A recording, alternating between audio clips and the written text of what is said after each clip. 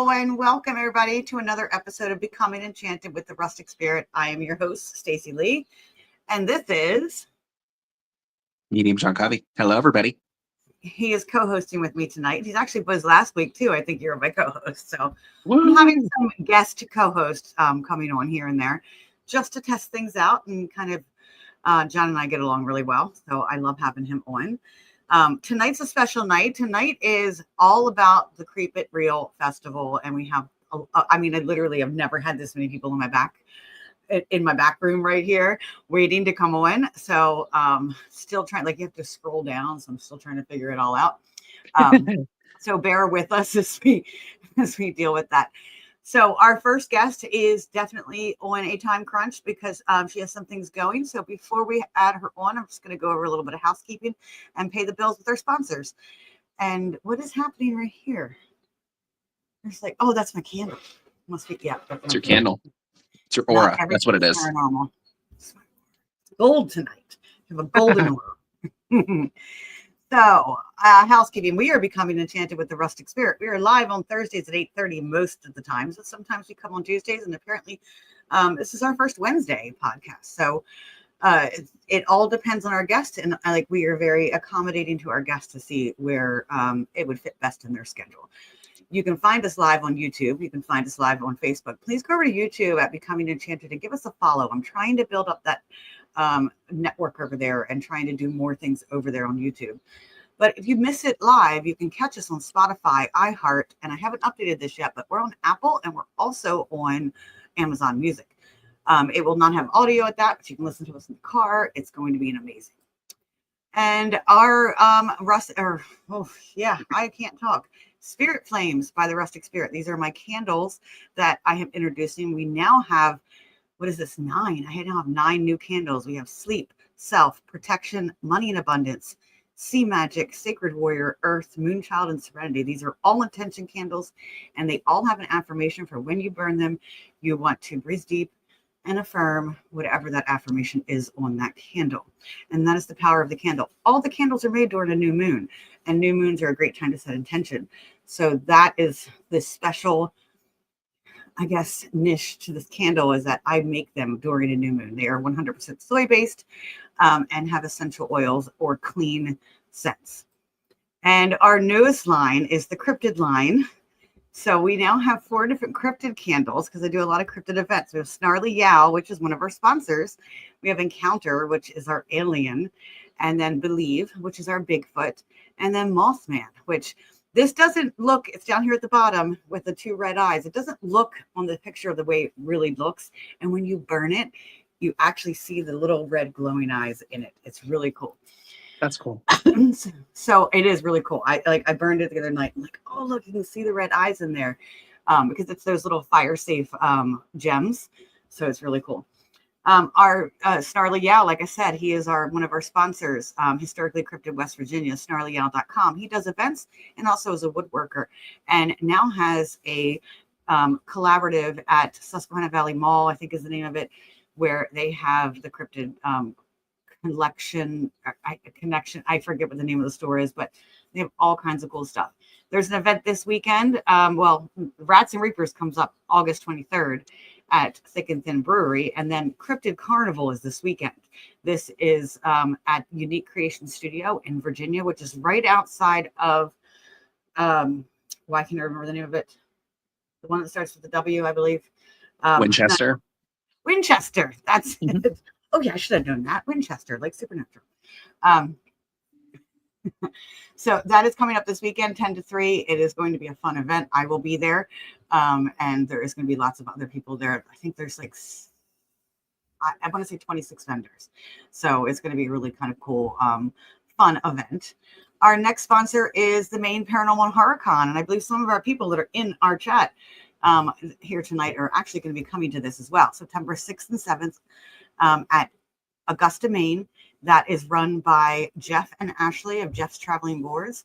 And it is going to be an amazing event as well. And I'm excited for that one. Get your tickets now for them. If you go on their website at mainparahorror.com, your tickets are going to be cheaper. all of your tickets. The VIP ticket with the weekend pass and dinner party, that's the one you want to get, because that's where you were going to kind of bump some elbows with those and have some dinner, horror themed dinner. And then we have Patty. I'm talking too much. We have Patty, who is our first guest here tonight. She is doing a gallery reading, so go get your tickets. I want to say that might be sold out, but we can ask her if she knows. I don't know if she knows. And our last sponsor, who are we all talking about tonight, is the Creep It Real Festival at the Dawes House. Unique Paranormal, all of the lovely people over there. We're going to talk a little bit about this tonight due to the new location. They are reopening for more vendors, and we'll talk all about that location there. So these are some of the special guests and some of the ones that are going to be on here tonight. And that's it for the housekeeping. So I'm going to take a sip of drink. John. Are you drinking iced coffee really tonight? Scratchy. It is. It's Dunkin'. Oh, I don't know if I'm supposed to say it because they're not my sponsors. it is Dukin. There you go. Hide the little iced coffee thing. Yeah, That's I'm funny. drinking iced coffee tonight. There you I go. needed some caffeine. All right. So, are you drinking anything tonight? Iced coffee or Diet Pepsi. Diet Pepsi? Yes. Yep. All right. So we are going to bring Shauna and Danielle on the stage. These are the owners of the Dawes House and the organizers of the Creep It Real Festival. It's so nice to have you guys on. Hey, everyone. And hey. I wish you two were together and in one spot, but I know you do too as well. Danielle, you're in New Hampshire, and Shauna, you were not home tonight. I'm not. I am not. You were on location. Yeah, something like that. So thanks for coming on and thanks for talking about this. I think we need to talk as much about it as we can. And I don't know where this coffee is. I think it's the candle that I'm burning. It is messing with me here. Oh my goodness. So we have a lot of people in the comments. We have a lot of people here. I'm going to bring our first guest on, which I just talked about. She's coming to the Maine Paranormal and Horror Con. She is coming to your place. She's coming to a lot of different places. And please welcome Patty Negri. I am not doing okay. Oh, poor thing. Poor thing. Raise your hand. Raise your hand. Arms up. Arms up. It's a scratchy Somebody throat. pat her on the back. Yeah. No, my eyes are watering and my guy's getting this scratchy throat. I'm like, oh my goodness, what's happening to me? They burned my rosemary here for my protections. Patty, it's so wonderful to see you. John, I'm going to need you to just take over, or you guys take over just for a second. I need to go and get a mint or something for my throat. Oh, I gotcha. So thank you. For everyone who is interested in the Creep It Real Festival and everyone who is big into the paranormal, you definitely have heard of Miss Patty, but I will let the floor here for Patty to kind of tell a little bit about yourself and what got you really involved in this community.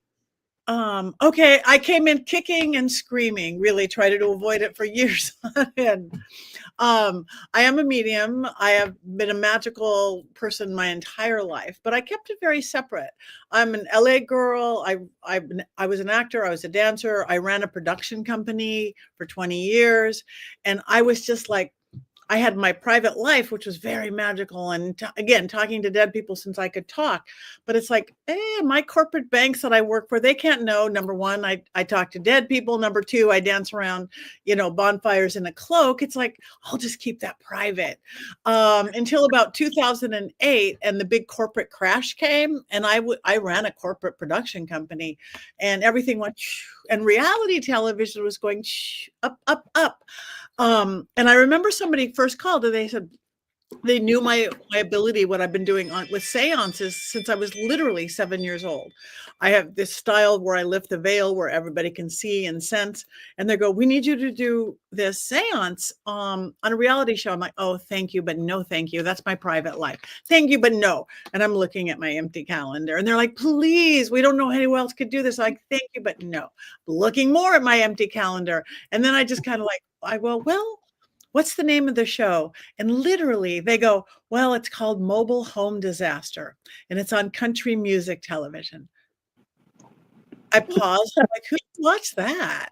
I don't know anybody who would watch that show. Little did I know everybody. And I go, okay, just this once, this once. So I did it, and it was the most fulfilling, real, authentic thing I had ever done. I got to help this human little girl that everybody thought was crazy because she was drawing portals on the ceiling of her motorhome. I'm like, no, no, there are portals on the ceiling of her motorhome.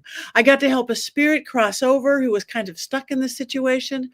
And best of all, I got to open the minds a little bit of the Southern Bible Belt cast and crew that, like, this isn't evil, this isn't dark, this isn't negative, this is of the light and positive. So I'm like, my gosh, this is the best day I've ever had, but I'm never going to do it again. And so when it aired a couple months later, my first phone, I'm like, that was fun. And my very first phone call was from my biggest corporate client. I panicked. They're like, hi, Patty. Hi. I saw you on television last night. I'm like, oh, as my voice cracks, like Stacy. And I'm like, she's like, I didn't know you were into the paranormal. I'm like, yeah. And she goes, I love the paranormal. What? And she proceeded to tell me her first ghost story. I'm like, what am I doing? I'm out of the closet. I'm out of the psychic medium closet. I'm out of the broom closet. This is who I am, and all my training in all these other areas. And I haven't looked back. I mean, I still have my production company. I don't have time to do anything. Again, being sitting in the middle of Hollywood, being trained extensively both sides of the camera, my improv background, and being legitimate in what I'm doing, I just became the person to call. And then I'm for every kind of show, paranormal and not, when they either wanted a psychic or a medium or a witch. And then 2015, Ghost Adventures came around. So I've pretty much done 2 episodes a year for the last 10 years. I just hit my 10-year anniversary. Always amazing, always an adventure going with Zach and Aaron and the guys. I love every second of it. And then the last 5-6 years or so, my YouTubers. Again, that's the next generation. All my overnights and my face rugs and again, that next generation. Again, my whole thing, it's fun what we do, and I love to travel, and I write, I author, I have all these books out. I have a new book on haunted dolls coming out this week. I'm so excited. But really, it's just about empowering people and letting people know, number one, we're not crazy. Number two, they see things, they're not crazy. Number three, we have power over it. So that's what I do. I love that. I love that. I didn't know that. I actually, I've met you a couple of times at Steve's event in Hanover, and we've talked a couple of times, and I didn't know that you never were in this. Like, you kept that separate. That was one thing I didn't know about you. Completely. After 2008. Yeah, and I can see why. Believe me. I mean, all of us, John and I both have had many conversations about, the gifts that we have and how they can be, sometimes you can be ousted, you can be judged. I think our next guest after you, she's gone through the same thing, because I've been following her for years. And,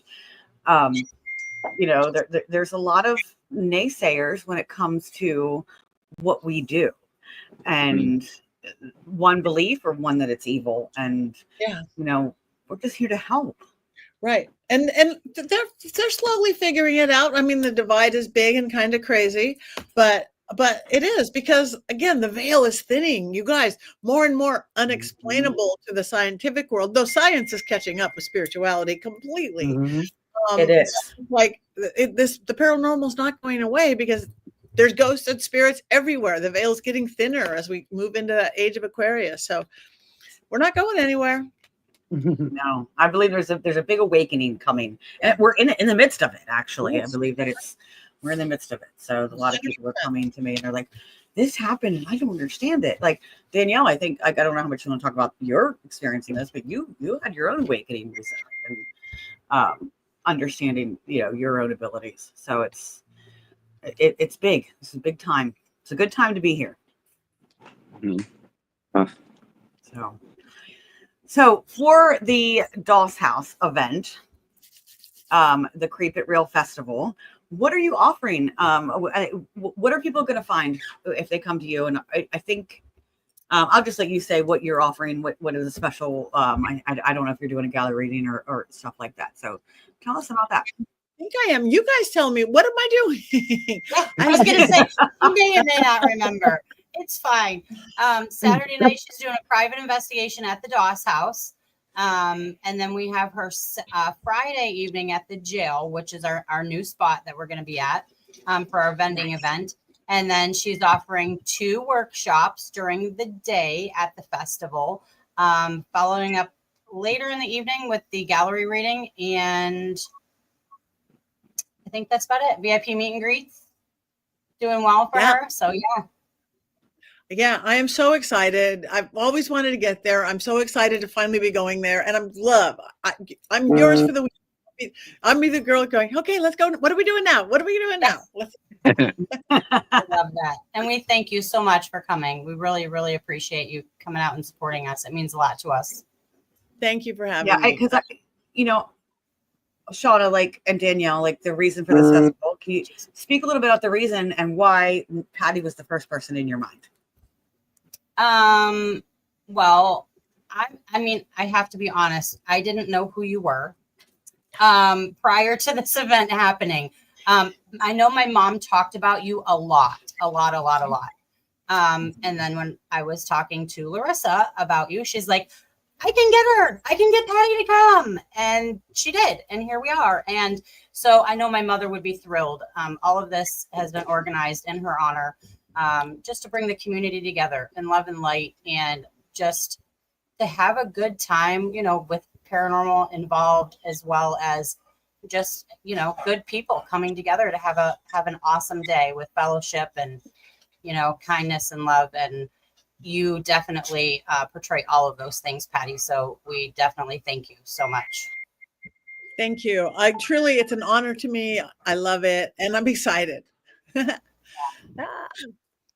I know. And I just, like, her energy. Shauna, this is the first time you're going to meet her in person. I know you talked to her. Yes, I've never met Patty in person. This is oh the closest we've ever gotten. So wait till you feel her energy and just everything. And just like, because we've done the Hanover Paracon together a couple times. She's always in there, and she's in the room, and she has some stuff that are a little different. Are you gonna have your underwear? I think I will have my underwear. Woo! Power panties. Change your underwear. Change your life. I have been doing it with movie stars for 20 plus years. Dragons and superheroes have magic underwear, right? Mormons have magic underwear. Think about it. It's all about the color of them, the sigil. I work with a lot of symbol and sigil work. Especially like the protection ones. Paranormal people need protection. Why not back there? Protect, I use helm of all sigils and all sorts of stuff. It's a color. And then the word, right? There's, love, passion, dragon, protection, strength across your bum. Women's and men's, from extra small to 5X and everywhere in between. Magic is everywhere, and it's really good when it's in your underwear. I love it. I love that. I know. I may or may not have a pair, and I may or may not be wearing them. I may be just having to buy some. Yes, ditto. Yes. Oh my goodness. And I'm sorry, Patty, I had to bring that up because I think that's what stood out to me most, because I resonate with that. Like, I so resonate with that. And you're not afraid to go that next step and talk about these things and be a little different, creative with things. So, because we all are. Well, I would say we all wear under. Not we all though. We all do, because a lot of people go commando. But no, there's someone in the background right now that I know doesn't wear underwear. But then I just saw him laugh. Because we're human, and I love humans. I love people. I'm like 8 years old. So in workshops, we're all talking about why you we all have bathrooms. I'm going to talk about bathroom magic. Why you put a pinch of salt in your toilet? What? Who talks about toilets? I do. All your lower chakras are open. So again, it's that teacher thing. I never thought about that. I love that. Oh, it's salt in a toilet. Every house has a beautiful water cauldron. The water runs the right way and everything. And when we go to the bathroom, we all do. All those lower chakras are open. So just before you sit down, a little pinch of salt, you can get rid of headaches, stress, angst, sadness, anger, flush it down. Magic in every It doesn't bathroom. have to be salt. I Flush use it down. baking soda. Go I was ahead, going to say, Danielle. if I disappear for a second, it's because I'm going to put salt in my toilet after today. I need a little flush it away. And it really it's a conversation piece, having a little like salt shaker of Morton salt or a cute little bowl of salt, because really you throw, even like we love salt baths, sometimes we don't have time. We have time for that 2-minute shower. A little handful of salt in the shower, you've turned your 2-minute shower into a cleansing bath. Mhm. Write something on your shampoo. You've got to love health magic. I do that with my coffee in the morning, and I stir it clockwise, and I use exactly ginger and rosemary in my coffee. So I put that in my coffee and I stir it. Ginger and rosemary is really good in coffee. Ooh, I'll have to try I've never that. had that. Yeah, It would yeah. be I talked to Chris about that. Chris. Oh, I can't remember. Chris. Doesn't That you sound do very upset. gallery readings with, Patty. Do I have his name right? I don't think I have his name right. no. Rob. Oh, Rob Thomas. Right. Yes. Rob Rob and I had a huge conversation about rosemary, because like I burn rosemary. I have it right here. And I use it grow in rosemary. I use it for everything. Yes. You should have it in all 4 corners of your yard because of the protection. So it's kind of that intention of doing that and stirring it clockwise. I love that. Completely. That was my first foray into the magic shaman witchy side of things. Mhm. I would be a little kid and in my mom's garden, in my little suburban Los Angeles house, stuffing rosemary into my mom's wallet, knowing it was for money and protection, and stuffing mint into her wallet, just knowing the attributes it had just in me. She didn't quite get it. She's like, "What are you doing?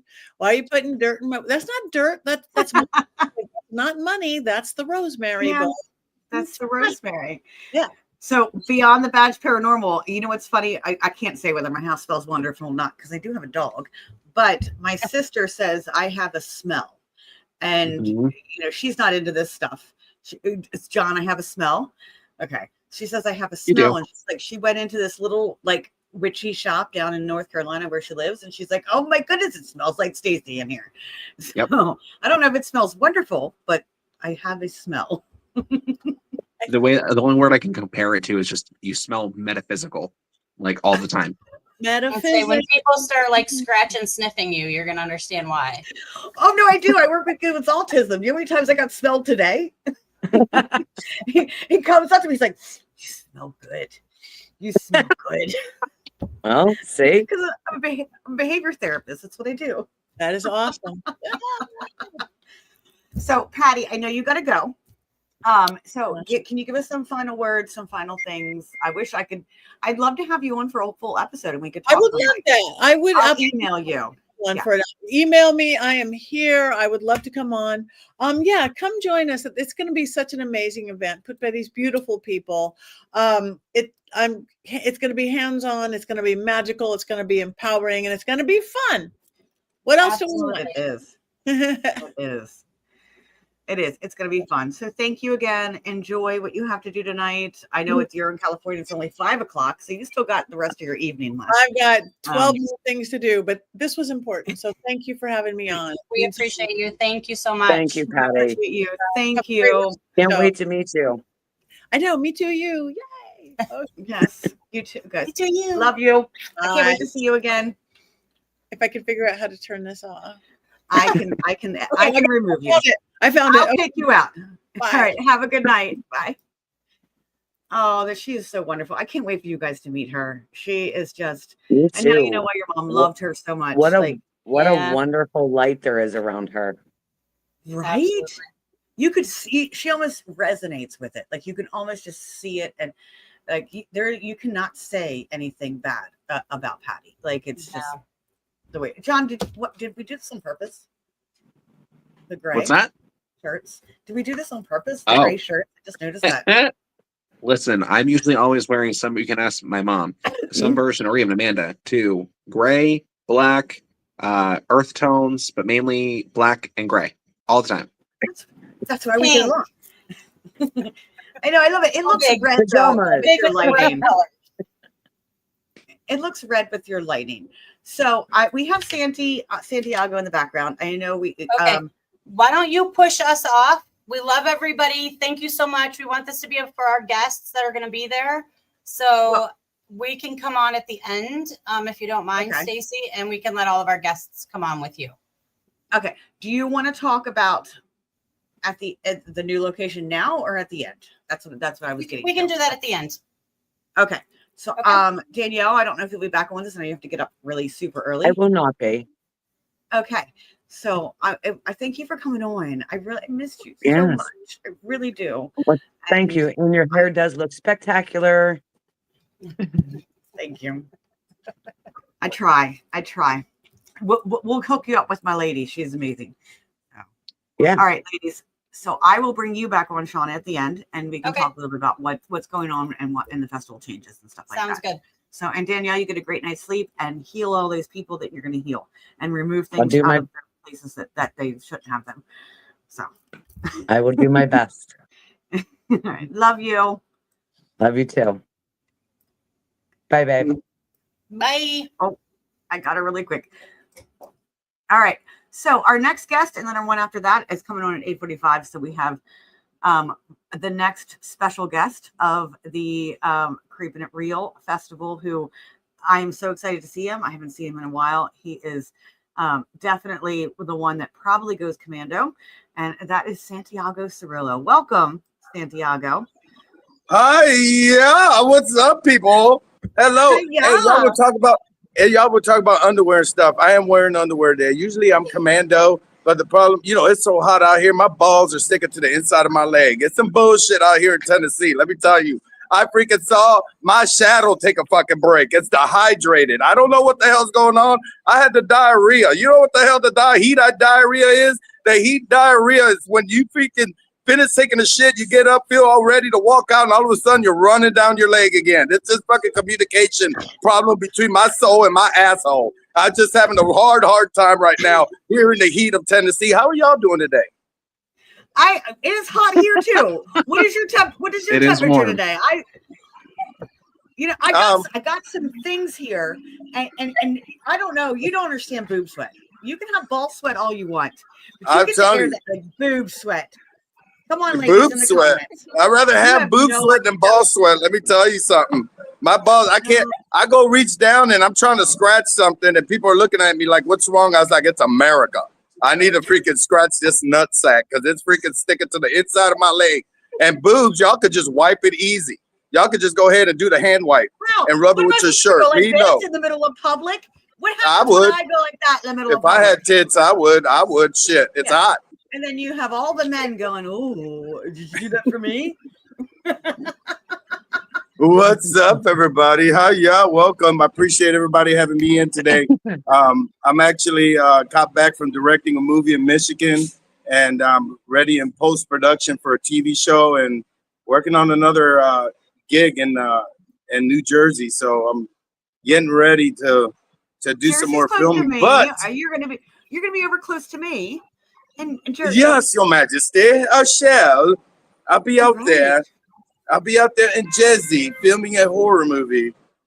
They just can't get away from horror movies.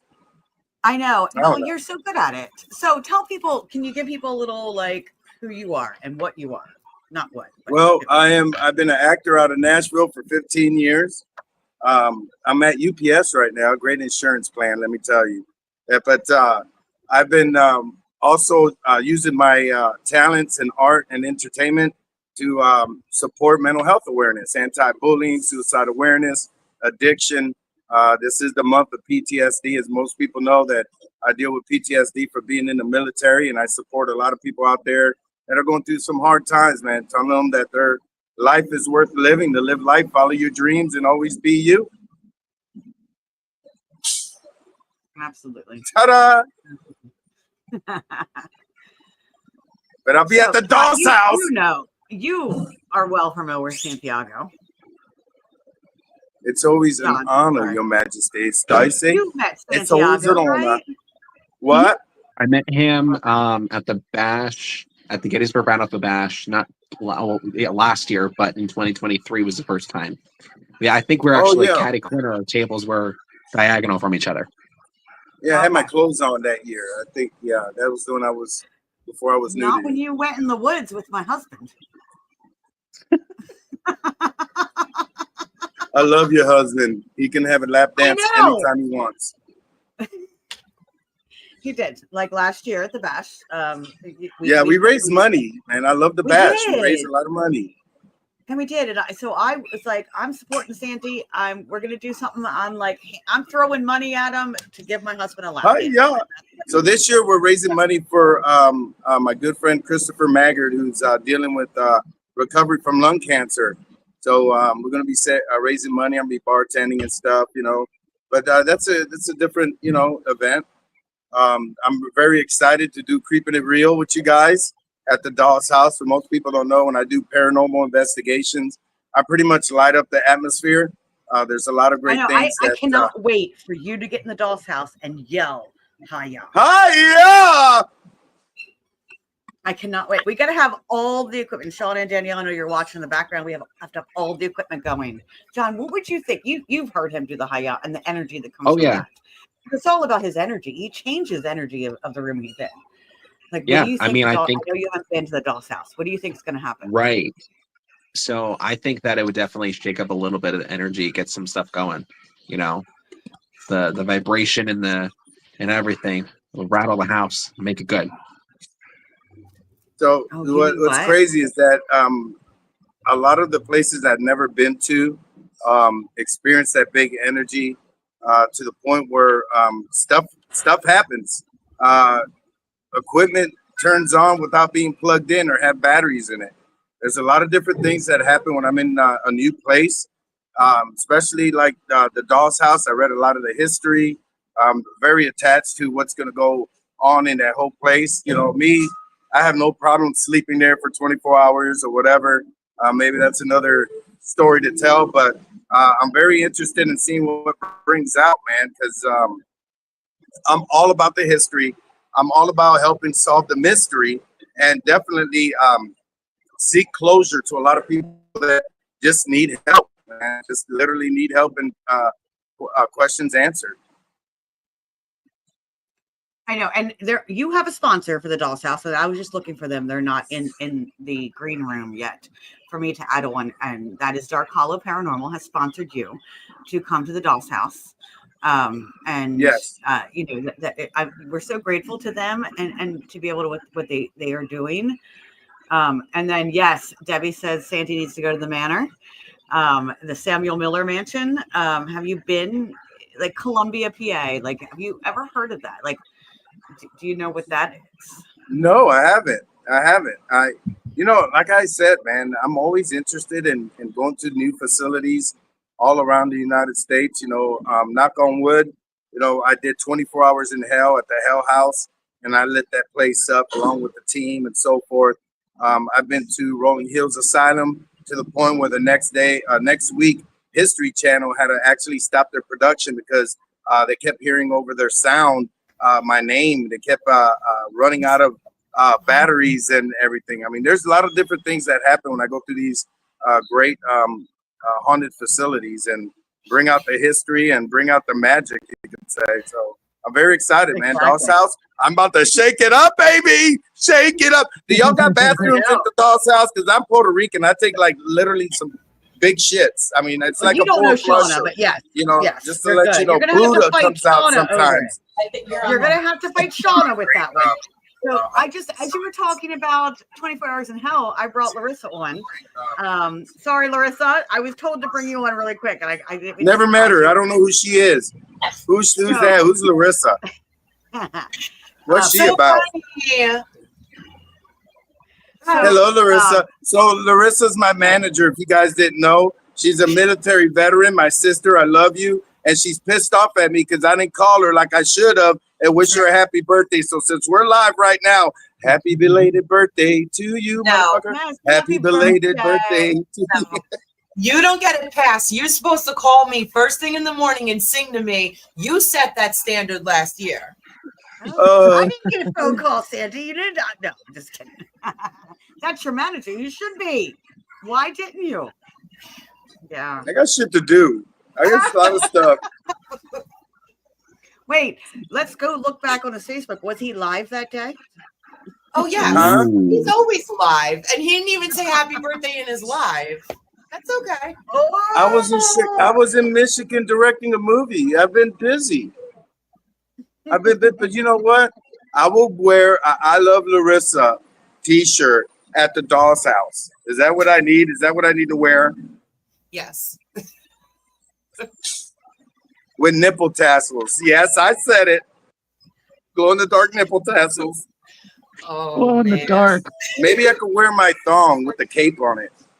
That You would can be wear exciting. a set of Patty's panties. I can buy you a pair. I think. Do you have a pair of her panties? Where is this conversation going? Lindsay, I'm sorry. I surprised you very quickly. I saw you on because you are Santiago's sponsor, Yeah. and we have somebody else from Dark Hollow, right? Yes, Jim. Jim, there we go. Hi. I wanted to bring you on because you are sponsoring Hello. Santiago for coming to the Doll's House. Yes. So thank you guys. Hiya! Hi. Hi. Welcome So- everybody to this lovely group. I know.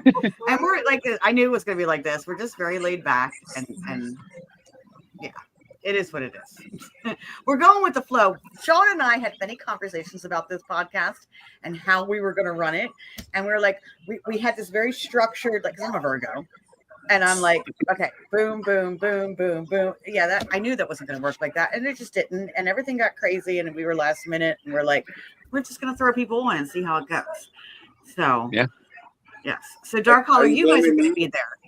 Yes, we will be there. Mhm. Someone else said something. Sandy, did you say something?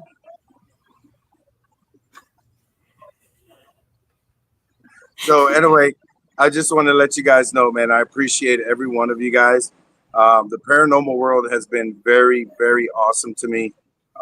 Involved with me studying a lot of it. You know, I never claim myself to be an investigator or professional. I always have witnesses, which is a lot of paranormal teams, a lot of paranormal investigators. They definitely know that I'm legit and the real deal. Because as you know, there's drama in the paranormal world. There's real reality and there's fakers. And I really love that you guys accept me. And I've been going to a lot of these paracons. I've been, we got this TV show, 24 Hours in Hell. I've been around in a lot of facilities. And definitely, it's not just to support what I do, but it supports you guys. It supports all you paranormal investigators, all you groups and teams that work your ass off, man. Because I see a lot of you guys spend a lot of your personal money just to be in love in something that, a lot of people disagree with. But a lot of people also know that the comfort and the history and the unity of this professionalism, you could say, or our hobby to some people is real, man. You guys need to be involved with it. You guys need to get involved and study these people and know exactly what they're about, man, because it's a real deal, you guys, and definitely appreciate every one of you guys. Yes, thank you. And thank you, Santi. I know you're a busy man, and we got a couple minutes before we bring our next guest on. So do you have any final words, like one for your sponsors and for the crowd? What are you offering? Obviously, you're going to have your products. You make hats and other things. Yeah, I do a lot of things representing mental health awareness through arts and entertainment. So I draw hats, I paint them. Of course, I got like a lot of product and stuff that I worked on The Walking Dead and a lot of different TV shows and movies, books, Veterans Homecoming books and so forth. But, my whole momentum in doing all this is to give, have 5 minutes to people and let them know how their life is living, man. And walking away with a smile and a hug and a hi-ya. But Hiya. definitely How did you come up with excited, man. hiya? How did you come up with the hiya? Let's hiya end was it the on that last one. word. It was the last word I yelled before I attempted my 5th suicide attempt. And it cleared the world for me. It was a blessing. It gave me strength, motivation. It showed me love. It gave me a clear conscience and motivated me to live my life and succeed what I want to do in life without any second thoughts. So I kind of, shared it with everybody. You know, so hopefully you guys, you know, continue to say hi-ya when you enter buildings. If you're in the depressed mode or got something going on in your life, yell something, scream, you know, believe in yourself because you have more strength and more positive energy in your soul than what you think. The world keeps us down because they feed us negativity. Look at your news, look at the gossips, look at all the stuff that goes around to feed you, to keep you in that negative atmosphere, man. But you could turn it around. You could definitely turn it around. So Because I you do it did. all. You turned it around, and that's what your purpose is to help others turn it around. I appreciate it. I appreciate it, you guys. So yeah, I'm a busy guy. I write. I'm doing a TV show called Back from the Dead. It is a GoFundMe. It's for a TV show that's horror based, of course, zombies and so forth. And it's an adventure. So what we do is leave every episode in a cliffhanger and let you guys, the viewers, choose the next route and adventure for the cast. And we're also promoting, of course, Heartbeat of a Drum Horse, which I finished directing, and it's going into editing right now. And a new movie that just released with me and Eric Roberts called The Company We Keep. Is based on a true story about a serial killer. So, and of course, I got more movies and stuff coming out. You know, August is my month for the movie You're It. And we got some more cool things that I've been doing. And again, it all supports mental health awareness, you guys. It all does a great thing for everybody. I love it. And Larissa, I'm assuming that's why you decided to be, or not decided, I guess. I don't know how that works when he's your client and you know you're promoting him. But I know sometimes you're very picky about who you have on your list. Well, Santiago is the whole reason I even have a list, because he saw some potential in me somewhere down the line and asked me during filming of our TV show if I would be open to managing him. And he began this whole journey. Santi's one of my best friends. He knows I love him. I'm just playing with him about my birthday. I'm serious about my birthday. Oh, I know. Yeah, you guys are very close. Larissa is awesome. Let me tell you. You can tell I'm at work, but she's a military veteran and a hard worker, and she's a fantastic mother and wife, and definitely a professional. Is that a backup beep alarm? Is that what that is? What's that? I said, was that a backup beep alarm? The truck? Like, yeah, it's UPS. There you go. So Lindsay and Jim. There's Shauna in the background. See, this is how our show goes. So hey, you got to hustle. You know, I work at UPS at night to help get health insurance. Health insurance is expensive and stuff. So I still have time to do movies and whatever. But at the same time, it keeps my mind strong. You know, working at night, keeping me motivated. Getting us our packages that we buy and spend too much on. UPS was at my house today because I make candles, so I have to order scents from Candle Science. But Lindsay and Jim, and I know Angel's in the comments. What made you decide to sponsor Santiago? And we'll end it with there, and we'll kind of wrap things up and bring our next guest on.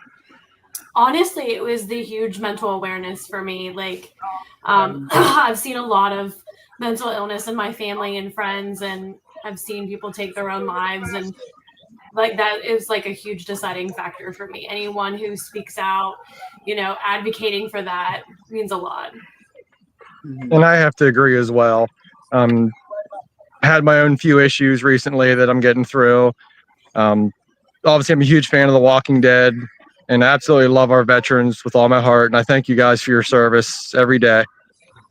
And it's just a lot of things. I'm super blessed to have this opportunity. That I don't understand. And the Boricua, okay, that's got his Spanish, right? Boricua Nina. Boricua, Puerto Rican. What's up, Angel? Okay. Yes, so he can't wait to meet you. What does that mean? A Boricua is a short thing for a nickname for Puerto Ricans. It comes from a word called Borinquen through the Taíno Indians from back in the day. Most people You just got to research the day Columbus arrived in Puerto Rico, and it kind of tells you the history and everything. But anyway, they're hollering at me. So I have to take off. I love every one of you guys.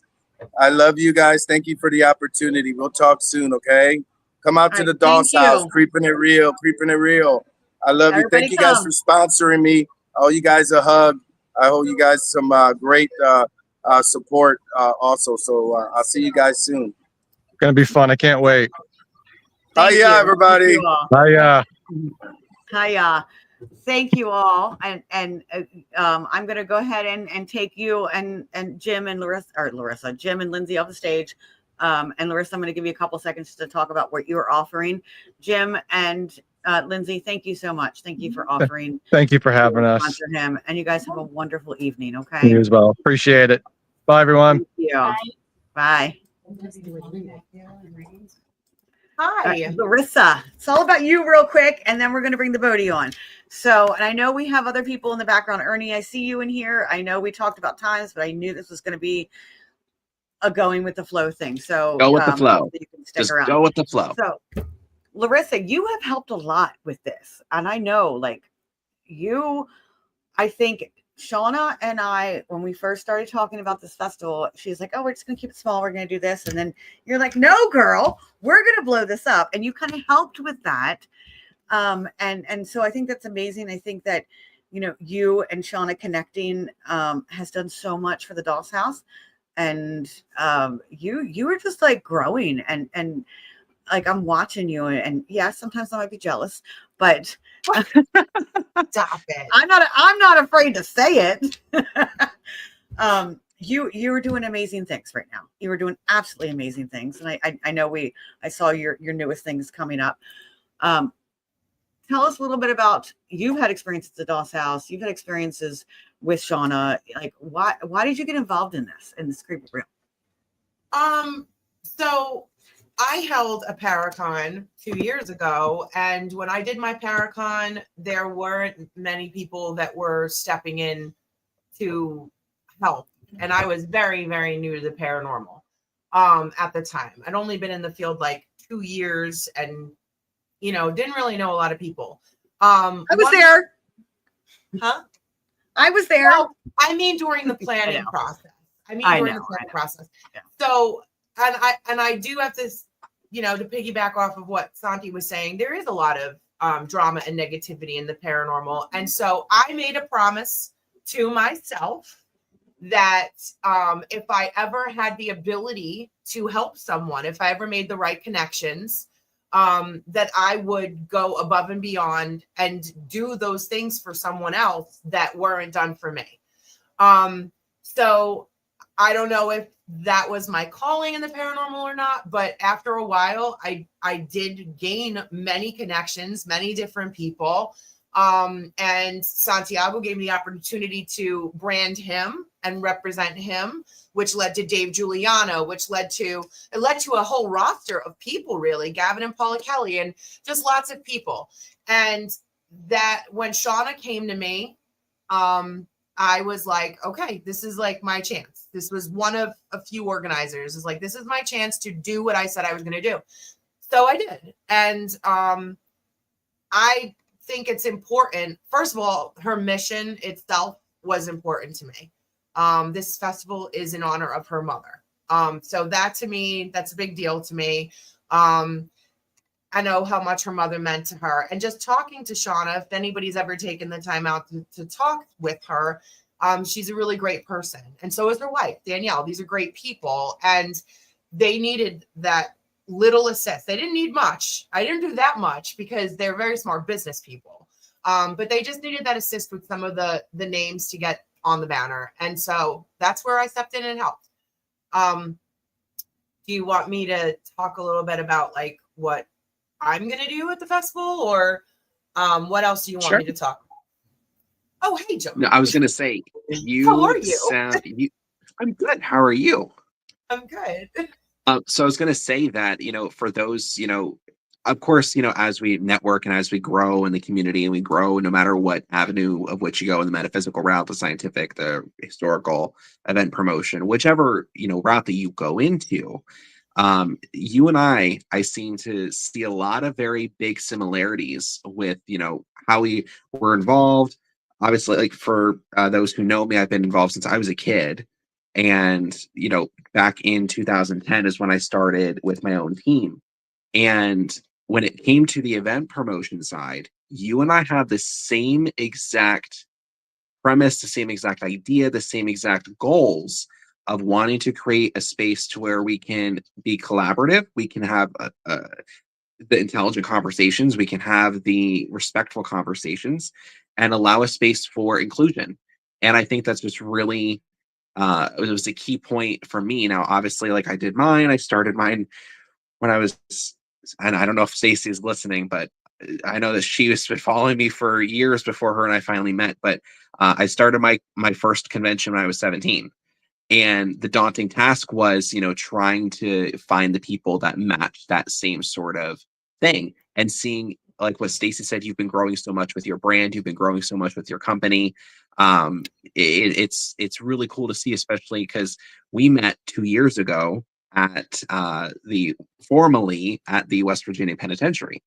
And that was just, you know, to see you from then to now, it's really cool.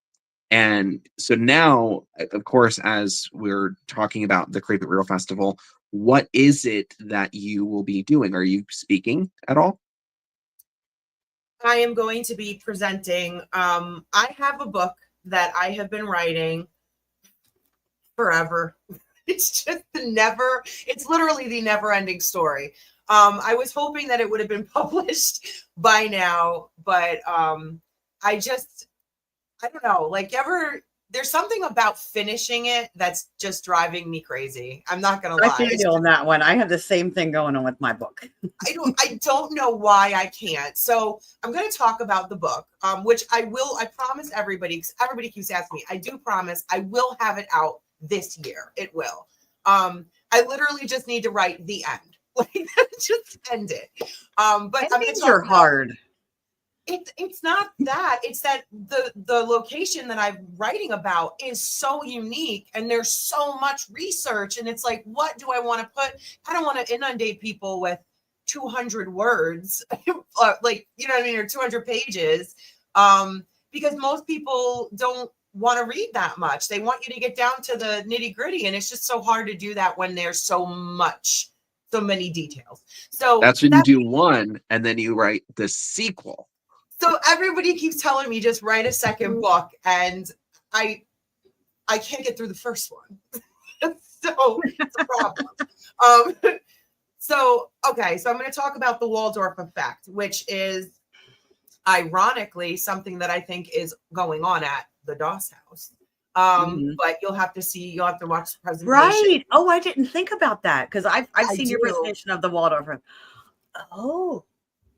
I do. I think it's a very rare effect. Basically, the bottom line is a lot of different things converge to create an effect, which is how you affect a haunting instead of how a haunting affects you. So it's similar to like a tulpa or something. It takes into account created hauntings and organic hauntings, traditional hauntings, and then how you and all of the different elements of the environment, and then how the investigators themselves alter these hauntings. So locations like the Waldorf, which is where it started, have all that because it's a haunted house as well, like during Halloween. So there's like a lot of the created stuff there. And when I went to Doss House, I definitely sensed that there is something similar going on there. So I'll be talking about that. And then I'm going to do readings. I just started doing them. I'm not really very comfortable doing them most of the time. And it's mostly because I'm so sensitive to other people. If somebody starts crying, and I cannot not cry. So I decided that I will just. I cry. I cry all the time in my reading. I bawl. If it has to do with anything like with children, it's over for me. It's a wrap. But that's how you connect with them. John, do you cry when you give readings to people? It is very funny. It depends. It depends. Okay. So Well, I'll let you continue. There's a whole side tangent that I can go on, Okay. and I think of like why it is, but it just shows how empathic and how emotional things can get, and how you can not only Reading? sympathize with their situation, but you empathize with it, because there's a Mhm. difference. Readings Oh come from yeah, the heart more than they yeah. come from the brain. So I think that, and I agree with you, John. And by the way, we do have so many similarities, and I'm so glad that we finally linked up. I am, and I Yeah. appreciate your kind words. I just wanted to point that out. Thank you. But my journey in my life, I think my purpose here is to experience loss, because I have experienced so much loss, from suicide to drug overdose. Of two brothers who are gone from drug overdoses. I lost a child, like just a lot of Your loss. story is deep. It is very deep. It is really is. My dad killed himself not but a few years ago. Like there's a lot. So with all of that being said, when somebody else is in front of me, to your point, John, that has anything like that, it just brings it out of me, makes me so much more sensitive to the situation. And then I can feel their pain almost like it's happening all over again. So I have really shied away from doing readings for this main reason. But I do feel like it's time for me to start stepping out of Yes. my comfort zone and Absolutely. showing my talents as a medium. Because like you were saying in the beginning of the show, Stacey, people don't believe in it. So it's time to show them. Absolutely. 100%. It's time to come out. And it's time to come out the closet. John, you're thinking of something. No. Do you work with your gram on the other side, Larissa, your grandmother? I think so, yes. Okay. She is I'm sorry, Stacey, to do this. She is behind you, and so what she did is she put her hand on your shoulder. Was she on this side of me? Other side. Oh, really? Yes. Now, was she a person who's very energetic, very charismatic, her energy filled the room? She was a carny. She was the three-legged woman in a traveling carnival when she was a teenager. Okay, so that makes perfect sense, because she's going like, she has her hand on her shoulder, and she's going like, she's like getting down near you. Like, I don't know if you hear her voice a lot in your ear.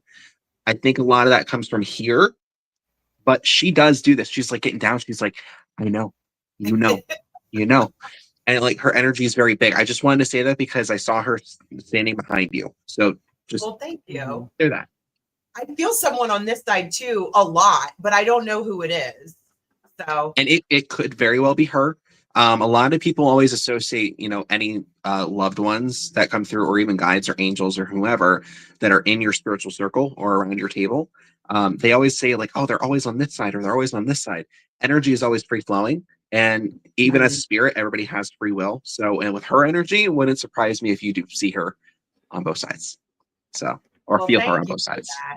I always suspected that she was one of my guides, but it's going to sound odd. I don't really know who my guides are. I just feel like she's one of them. And a lot of my messages that I get are not talking. When I'm reading for someone, it's pictures. It's if I touch you, it's boom, boom, boom. It just comes.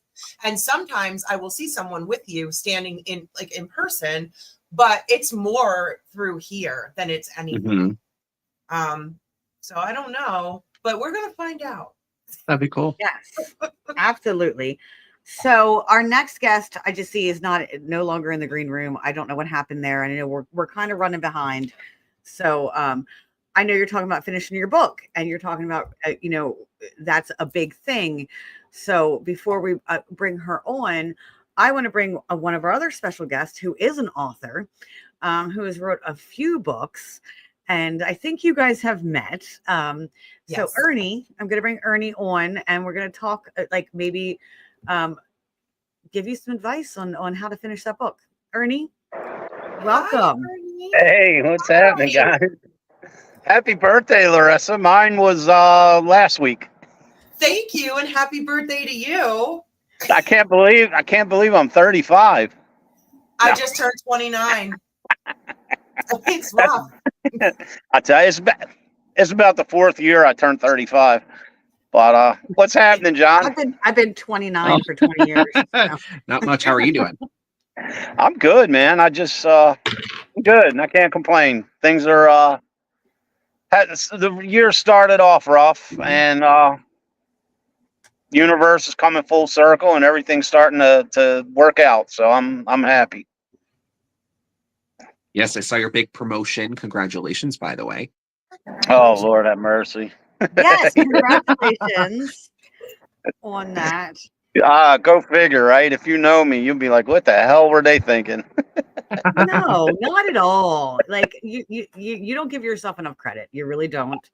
Like You know, Stace, I've been in my career so long that it kind of just like doesn't even phase me anymore. Like it used to be a big deal, and now it's just like, let's go get today over with. You know what I mean?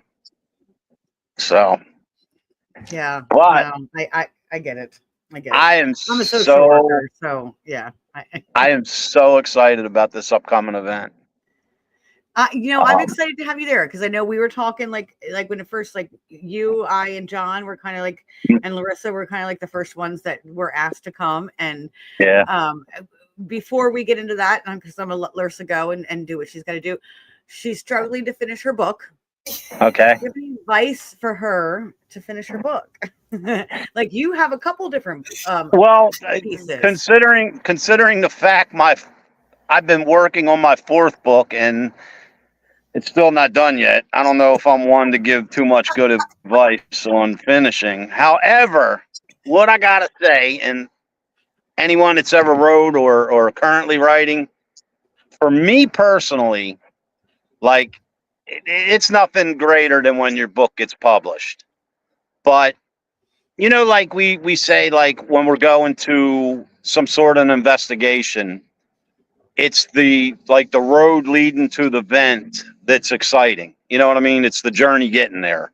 And it's the same with me anyway. When I'm writing, like I'm a very personal person. Like I don't speak a lot of personal things and I'm somewhat quiet in person.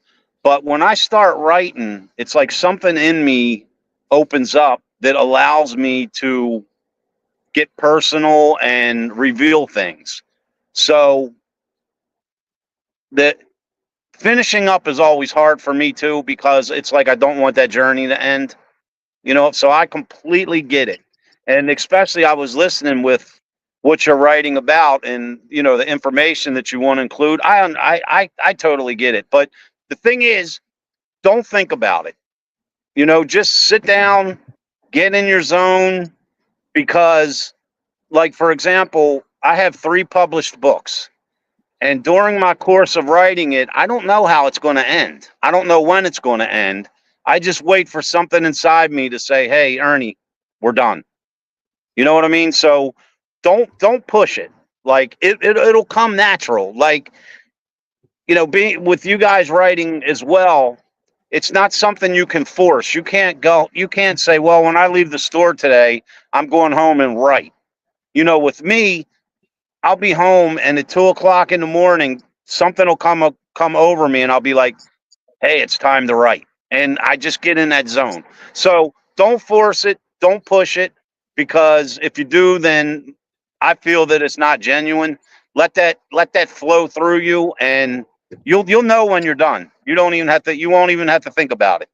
Something your soul gets like this warmness, and you'll feel like this relief, and you'll be like, "All right, I'm done." So that's about the best I can Great say. advice. It's awesome advice. Yeah. So it sounds like I tell you, yeah. For me, like I said, for me, you know, all my books, my 3 books are all you know, real life accounts.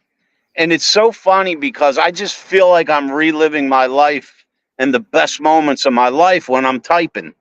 So for me, that I can't express it enough. It's the journey building up to the end that just, you know, is what keeps me going. But you'll know when it's done. Something inside will go off, and you'll be like, "Damn, he does know what he's talking about." So it sounds like But it's just not ready to end yet. yeah, you'll know. You'll Yeah. know. It's going to be the longest book in the history of the paranormal. No, How many- maybe the paranormal, but there is a long book that's never ending. It's like a Japanese. John, you might know that the Japanese book that never ends. My I daughter. don't know off the top of my head. No, It's Larissa. comic related. I might know. 150, Ernie, so far. My first book is 331.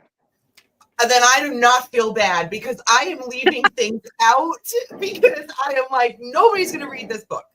My first book, if my memory serves me correctly, it's like 18 chapters. Mm-hmm. And Yeah, my I got it somewhere. my I'll second together. book, my second book is well over 200.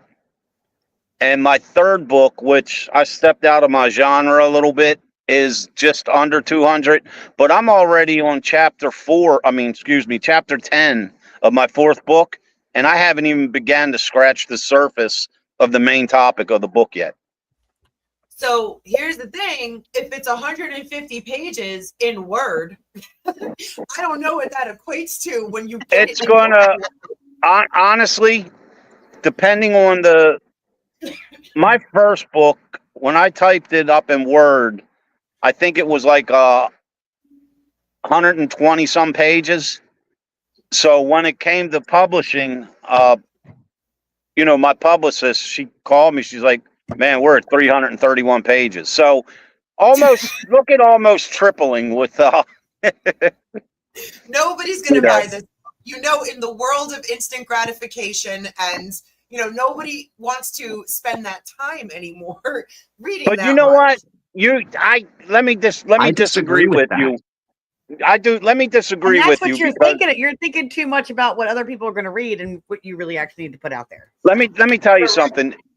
If you put, if you're writing from the heart and you're opening up, I know I've had people purchase my first book, that don't even read. They never read a book in their life, but they bought it simply because they know me or they're my friend. And they would message me or call me or whatever and say, wow, I don't read. And I read your book in one sitting, all 331 pages. So don't sell yourself short, because if you're writing from the heart, that's going to pull people in, especially like someone like me. I'm an avid reader since like age 9. And, the worst part about a good book is that it ends, My publicist, I've read several of her books, but the last one that I read was probably one of the best stories that I've ever read in my life. And I was so sad when I read that last chapter, because I was like, this was so good. It's like watching a good movie. You don't want it to end. But anyway, I definitely am buying your long book. So am I. John, you had something to say. No, I was going to say I disagree. So for those who don't know, I work at a comic book store. Yes, it's a different type of media. There's pretty artwork that goes with it, but there are so many people out there, and especially in today's, like, the younger generations, my age, and honestly, millennials, if you will. A lot of them are still very avid readers, like my girlfriend Amanda, who's here in the comments. I think she's still here. I saw her, she's very, very, very big into reading. Like, she just read the whole, I think she's almost halfway through the last book, I think, the whole Hunger Games series. They're thicky thick. Like, they're big. So That's like Lord of the Rings are thing. perfectly fine. You don't have anything to worry about. And we're always our worst critics. I know. When it comes to any sort of whatever content, whether it's digital or physical media that we're putting out there, we're always our worst critic. So I like how Ernie said, it comes from here. It comes from your heart chakra. It comes from that vulnerability that you have when you're opening up and you're sharing your story and you're allowing that energy to flow, almost as if you're just having a conversation with your most closest person that's right next to you. Can I add something real quick? And for those of you that write, I want you to think about this, but at the same time not think about it. This is a good way to know how sincere and from the heart your writing is. Like when you're done writing for the day, say you're not going to pick up writing for another 3 days to a week, whatever. Before you start writing, try to think back what you just wrote. Because I tell you, I get so in the zone and this movie starts playing in my head when I start writing that I honestly, before I pick up where I left off, I have to read from the beginning of that chapter again. Because it's like I almost go into like, I mean, I had no special gifts whatsoever, but it's like I almost go into like automatic writing because I'm so into it, I don't even realize what I'm writing. It's just like I'm talking to somebody. Because what I try to do, and you know what I mean, Stacy. I'm from Baltimore. We have our own dialect and we have our own way of speaking. I try to write exactly how I speak so that when people read that book, they feel like they're either talking to me or maybe watching a movie. You know what I mean? I don't try to It was very sound Baltimore when I'm reading his books. It's very, I could, that's why I resonate because I'm like, my I could even hear the words like water instead of water. the first book, my publicist, she called me up and she's like, I got a question about this word. And I'm like, what is it? And she told me. And I was like, yeah, what's wrong with that? And she's like, what does it mean? And I'm like, you don't know what scooch means? And she's like, no. And I'm like, you scooch over next to somebody. And she's like, I forgot. That's Baltimore. All right. Okay. You're good. You're good. You're good. Yeah. I was talking to Sean tonight too, because like I'm from Baltimore, but now from Pennsylvania. And Larissa, you and John, you might understand this. Like she was talking about where you have moved to, and she's like, it's near Wilkes Bar. Yeah. Love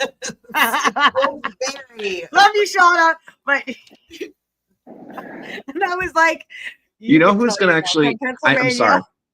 So Amanda is originally from the Wilkes-Barre area. Wilkes-Barre. So I'm sure she'll have something to say. I gotta find the TikTok for Shauna. So I want to get things moving because we've actually lost one of our special guests because she had something to do and she was supposed to be on, and I feel horrible. So Larissa, I'm going to send you off stage. Thank you so much for coming on. I'm happy that you're doing readings.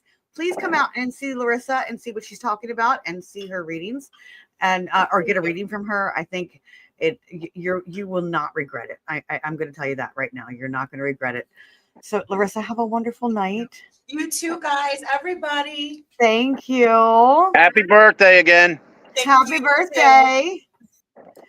So Ernie, what are you going to be offering at this Creep It Real Festival? Are you speaking on something? Ernie's General Services, baby. No, I'm going to be one of the speakers. And I think what I'm going to talk about, because when they ran my video ad, they showed the clip of me on haunted hospitals. So what better thing to talk about?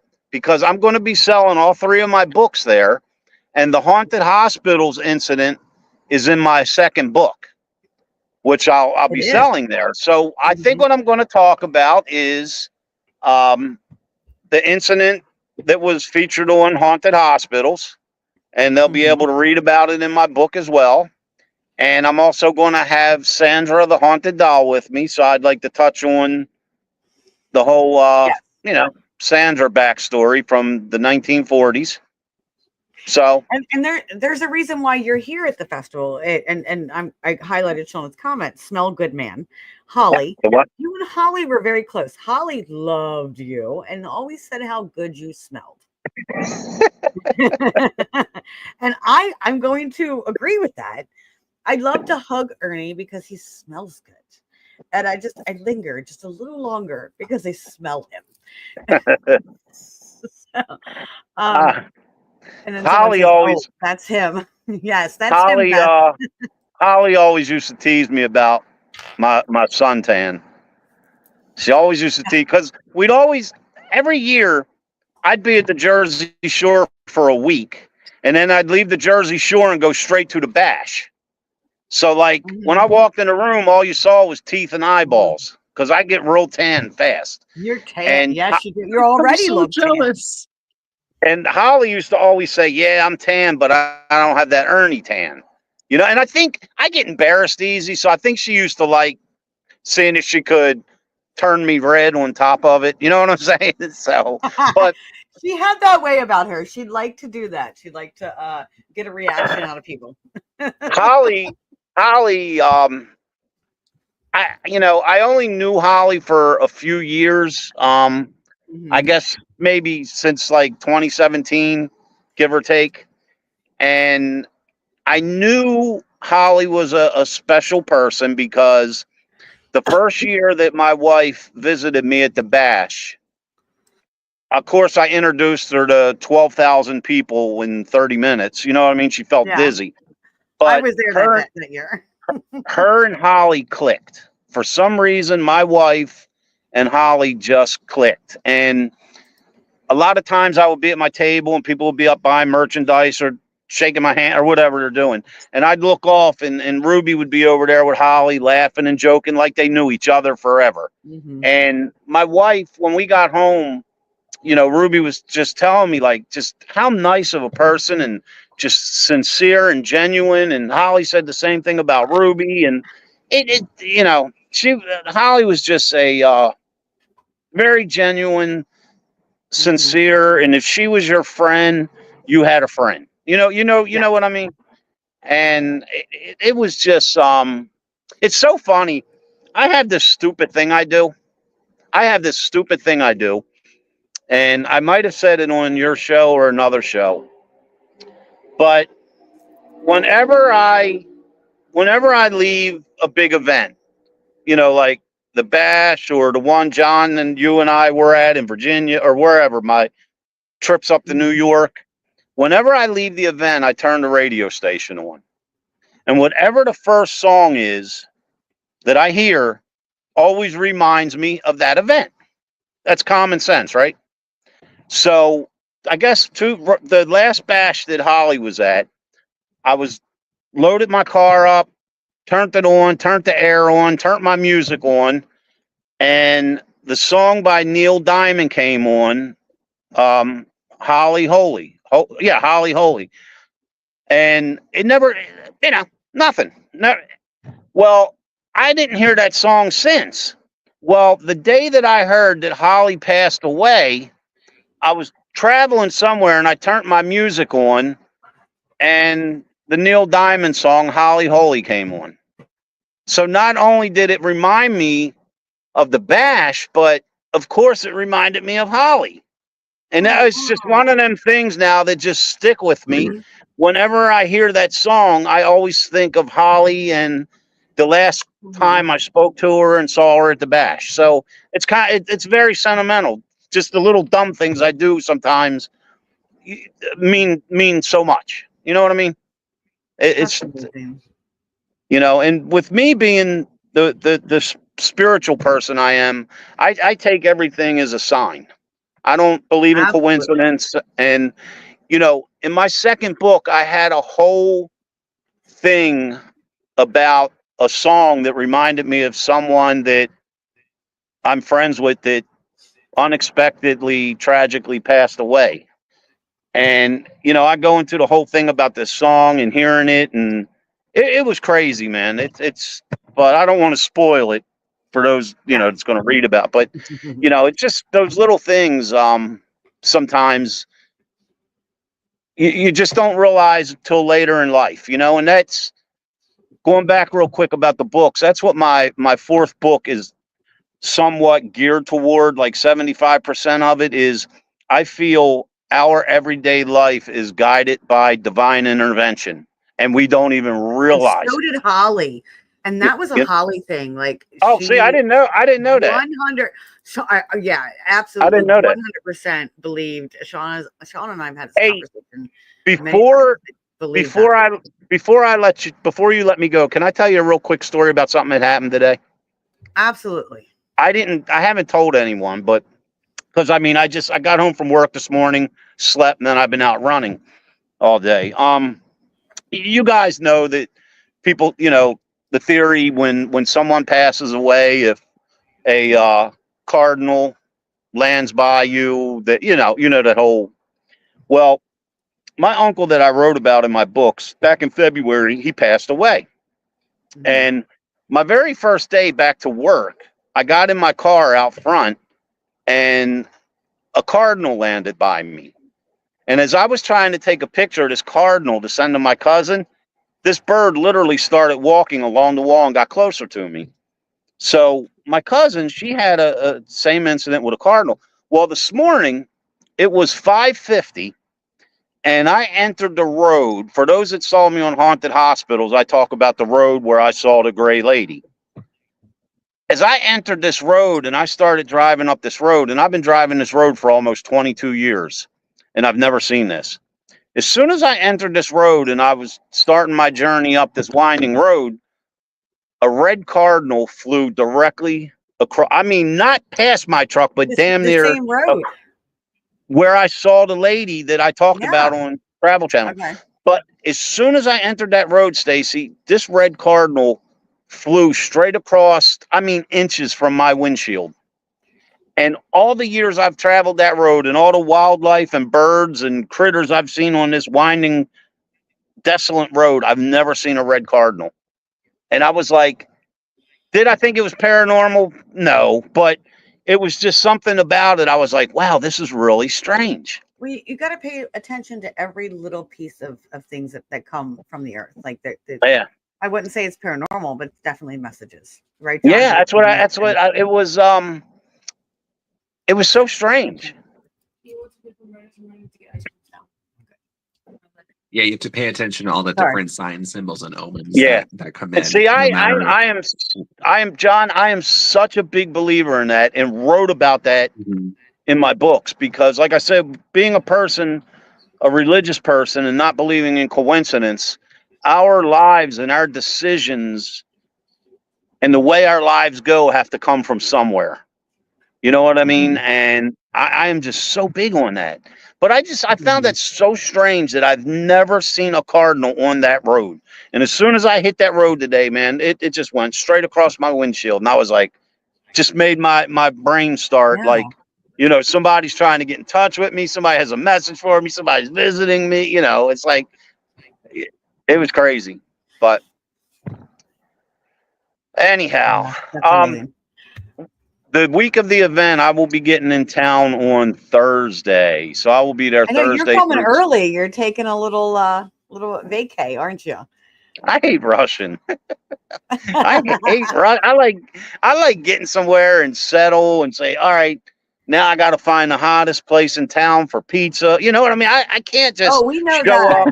I can't just show up, do an event, and run out. I like to relax and. I guess it's just kind of OCD, but I just like that you're going to enjoy the town. Like there's so much in the town that the event is in, but also so many different around the area. So many different places that I wind up doing events at, and whatever book signings. A lot of times I've never been there before, and it's like, who knows when I'll be back? So I gotta make something of it. One of my first times or second time when I was in upstate New York for an event, I was staying in a small town, and I literally just went out to the main road and started walking just to see what I come across. And luckily I came across one of the best bacon cheeseburgers I've ever had in my life. And it was because I was just out walking. You know what I mean? Out walking, right? So you're going to find that there. I hate to cut you off, but we got a couple of no, I want to get on. Thank you for having me on. I appreciate it. Thanks for coming on. I do appreciate no problem. That. So, I'll see you guys in a couple weeks, and everybody that's going to attend the event, stop by the table or come listen to me ramble on a little more. And I love all you guys, and I'll see you soon. Thank you very much, Ernie. I'll see you tomorrow night on Crossroads. What's that? Crossroads tomorrow night. Yes, I will Yes, be I on will see you Crossroads tomorrow tomorrow night. All All right. I will see you tomorrow night. Well, I will be in the comments tomorrow night. So. Oh, sorry, I knocked my phone Love over. you, All Ernie. right, I'll see you guys. soon. Bye. All right, bye. All right. So obviously, I real quick before I want to bring Ryan from Paranormal Theory on, and then I want to bring on where are we at? Okay, so we've lost a couple people along the way. I am really sorry because I think we have Jeremy from I'm trying to look to see what that is from Beyond the Badge Paranormal, and we have Ryan left. So I want to bring both of those on, but I do want to apologize. We did have the Blue Bodie in the background. She was supposed to come on, and it's just been a very cluster. I'm not going to say that word, but you know what I mean. Tonight, and very overwhelming. I'm trying to kind of organize this and figure it out. So we have lost a couple of our special guests. I super from my bottom of my heart apologize to those if you're still watching or if you watch this later, that those who have jumped off. If you can get a chance to jump back on, we will definitely showcase you. I knew this was going to be crazy, and I have to admit I'm a little overwhelmed with everything. It's okay. No, the good thing about I'm this, human. and I will say this, this sort of show is always really about giving a platform to not only the guests, but those who are going to be setting up at the event. It's always great to have all these amazing, creators, all these amazing people coming on, showcasing their work, but we're just simply here hanging out, talking about what's to come for the Creep It Real. So if you always want to know, of course, there's all information about everybody that's going to be there. Absolutely. So you can always, reach out to them. And if you really want to know, you have to come to the Creep It Real Festival. Exactly. That's how you know. Exactly. And like I said, Blue Bodie is coming to the Creep It Real Festival, and she is actually one of my inspirations in what I do and helped me come out more as a practitioner of the craft. I've been watching her on TikTok for probably since 2020, since the pandemic started, and I think that's when I found her.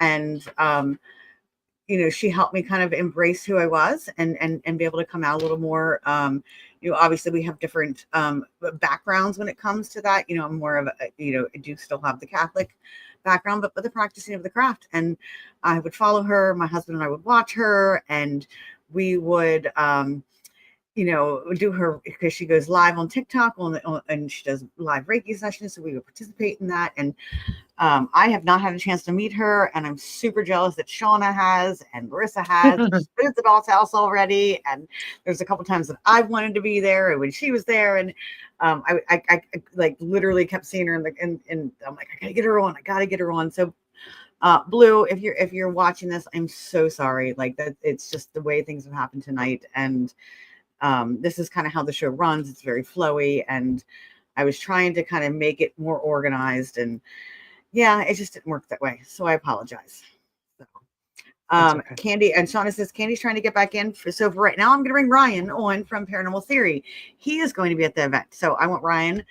Hello, how are you, Ryan? What's up, guys? You have been the long haul. I think you have been before I was. I think 7:30 I got on. Yeah, I got on at 7:35 and you were already here. And I'm like, yeah, I'm just watching the show. For the long haul. Sitting back here relaxing. I appreciate that. Yeah, I get it. This is the best place to watch a show from the background. Yep. So you are going to be okay. I am aware of you guys. I don't think I've ever met you personally. I've followed you, I've watched some of your videos, stuff like that. So if you could tell us a little about yourself, that'd be great. But before that, John, I'm going to let you know I'm going to shut my camera off and my microphone because a little bathroom break has to happen for me. So okay, it's all I'm good. Going to let you take over, and Ryan can tell us all about himself. So it'll be me and my sister. We are. I'm Ryan, and she is Emily. And we travel to the most haunted locations in the country, and we film our overnight in a vlog style that we try to keep pretty lighthearted. Obviously, scary things happen, but if you do watch our stuff, it's just about having a good time, right? And the traveling's fun, and just investigations don't have to be, like Hollywood shows the paranormal. and obviously the horror and the scare factor, all that kind of stuff, it definitely gets into videos. But I think that makes it even better. It's because we can go from like laughing about something and then, like a door slamming shut. And now my sister's screaming, pushing me towards the noise, which is her new thing to do. But but yeah, so we've been doing this for about a little over a year now. We actually just had our first 10K view video. It went over 10K last night. That was at the West Virginia State Penitentiary with Ryan Buell. So that video is at like 10 and a half right now. Yeah, that's kind of nuts. Like when you think about it, you're like 10 and a half thousand people watch something that, I created. So that in itself is kind of unbelievable. But, content world, put the work in and you're passionate enough, it'll happen. Mm-hmm. Yeah, it's really cool to see the different things. So I believe I did see the video. I believe Ryan had either shared it on his page or what have you, and I saw that was there, and I'm like, I swear, I know I have seen you guys before. And I'm like, I'm going through, and I'm like, yes, I saw this because I was actually talking to a couple of other individuals about some of the other places that you guys have been. So it's really cool to see it. And I do have to say this. So with you and your sister and how well that works together on, your guys' vlogs on your show, it reminds me, Stacy, I don't know if you've seen any of their episodes, their show that they do, but it reminds me so much of my mom and I. It's insane. I agree. I do agree with that. Like, I do. Yes, I can see that. I never thought about it that way, but yes, I can see that. Yeah, the people always like talk about like the banter, and we do work well together. It's funny because she's very eccentric and she is loud, and when she gets scared, she screams, and what she does is like, and I always tell people this story, and like I'm sure I'll talk to people about it at the Creep It Real thing, because she'll be there with me, and she has this ear-shattering scream, but she covers her ears so she can't hear it. Yeah, and then like it freaks me out more than something that's going on. So she'll scream, scare me, and then it happened in our last video when we were in the infirmary with Ryan at the penitentiary, and something crashed in the room next to us, and she screams, and you see her run past the camera, and her ears are covered, and she gets up behind me and she starts pushing me towards the door of where the noise happened, and I'm like, why are you pushing me that way? Like, I don't want to go that way either. So it's just there's little things. So wait, where, if I may ask, where was that? Were you guys on the second floor? That was the infirmary, so it would be the second floor, and the infirmary is connected to the psych ward up there. Mm-hmm. And the room that we heard it was in the dentist room, where they have like the dental light. Okay. Yeah, and then it sounded like something was like following us, but on the ceiling. Yes. Yeah. Oh my gosh. Really creepy.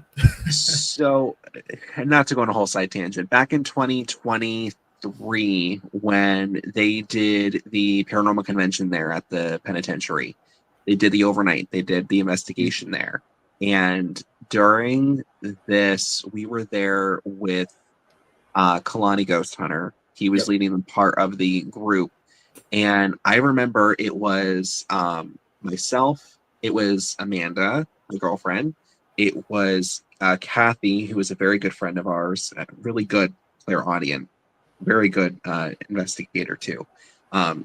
We were all around in the infirmary area in the dentist room, and there was this loud noise that startled me. And Stacy, you know me, it takes a lot to scare me.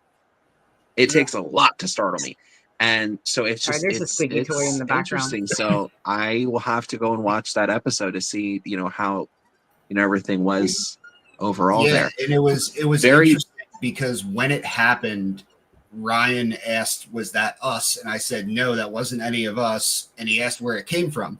So it was a room that was attached to the dentist room. And when I told him about it, he was like, "Oh, it's this room." And I'm like, "What do you mean it's this room? Like, what didn't you tell us?" And he said that anytime they've been there, they felt like something was more aggressive in that back area. Yeah. And it would slam things, and it was just weird how it happened. And then we did a digital recorder session, and you can hear like it doesn't happen on the recorder, but it happens on my camera microphone. You hear like a woman talking. Yep. And Ryan hears it with his own ears, and he's like, "Did you hear that?" And I said, "No, I didn't hear it." But when I actually played it back, I sent it to him. I'm like, that wasn't any of us. That's creepy. And it's interesting. That same year, we were right in a room that's right attached to that. And what we were doing is we were doing like a music test. So of course, those who know me, I'm really big into music. I think music is one of the most interconnected things that ties all of us together, no matter where you are, your belief, your religion, whatever it is, where you are, what language you speak, music always ties us together. And so we did a whole experiment on what genre is your favorite type. We got some genre specific things through the spirit box, and then we started playing certain things, and then we would ask them to sing the next verse. And it's freaking cool that it did it. There was a woman that sang, like you can hear brief, just very, very, very faintly, the next like words that are supposed to be there. I forget what the song was, but we literally played it back, and it's so cool to do different things like that. So to validate the woman, that's definitely up in that area for sure. Yeah, and I know there was a very nice nurse that worked in that area, and one of the inmates volunteered to paint pictures on the wall because he had like a crush on her. So that was a way for him to spend more time with her. And that could have been who we heard. I'm not sure. She didn't give me like any kind of bad vibes, but there is something up there that is a little more in your face. I mean, you're at a like max security penitentiary, so that's kind of I love that place. It's honest. That was our first time there, and we had the Annabelle. We had the Annabelle doll there too. We were with Nesper, and Nesper brought Annabelle. Yes, I was actually just looking on your Facebook earlier today, and I saw some of those pictures. She was downstairs, so we had that Annabelle there. Was there a reaction of Annabelle? Because I think that's a very kind of what's the word I'm looking for? Relevant to what's kind of going on right now with Annabelle. Was there a reaction? So something that I noticed was it seemed like all the activity stayed away from the doll, and it kind of like got pushed out to the edges of the penitentiary, as weird as that sounds. Oh, wow. It makes sense. Yeah. And that was her. Do you think that it's was because her of first her stop. intense protections there, or do you think it's because they were scared of her? I could have. I mean, we're talking about just, not to make a knock on the name, but we're talking all theory now. Well, that's why you're called paranormal I think theory. it was, there was a lot of protection. When Nesper brings out these items, they do a really good job of protecting the public before they're able to even get in the same room as these objects. So there was a lot of blessings going on, and Wade would be able to tell you exactly what it's called, so I'm not even going to try to pronounce it, but some type of incense thing, which you could smell throughout the whole prison. Smudge. Everyone's like, what is that? Some type smudge. of lavender or something. I don't know what he calls it. But they did that. So I think that definitely has something to do with it. But it was really interesting to see how the spirits at the penitentiary would react to something that, isn't a human, and bringing that aspect into it. And that was her first stop on the Devils on the Run tour. And that's kind of when, after she left there and she got to New Orleans, that's kind of when all the rumors and all the hoopla about Annabelle started, about her missing and all this stuff. And it's like, no, she's at the museum. Yeah. That's another cool place that I did too. That I'm really excited to talk about at the Creepy Real festival. And that's what I was going to ask. Like, are you Yeah. speaking at the Keep It Real? Like, is there? Yeah. So what are you offering? they wanted us to do a lecture, but I was like, I don't think I can do a lecture because it's just me and my sister carrying around our cameras in haunted locations, being scared. I'm like, there's really not anything to lecture people about. So I was like, if we can do this as like a QA. I think that would be actually really cool. Like people could ask about, locations that we've been to. We've been to the Warren Museum to film, so I could talk about that all day and all the different items that were in there. West Virginia State Penitentiary, Trans-Allegheny, Old Hospital. Been to a bunch of places. Where are you guys from? Are you guys from the Cambria County, or are you from? We're from New Jersey. New Jersey. Okay. Yeah, So we're like way 10 out minutes. side. Yeah, Okay. we're like 10 minutes from Philly. Okay.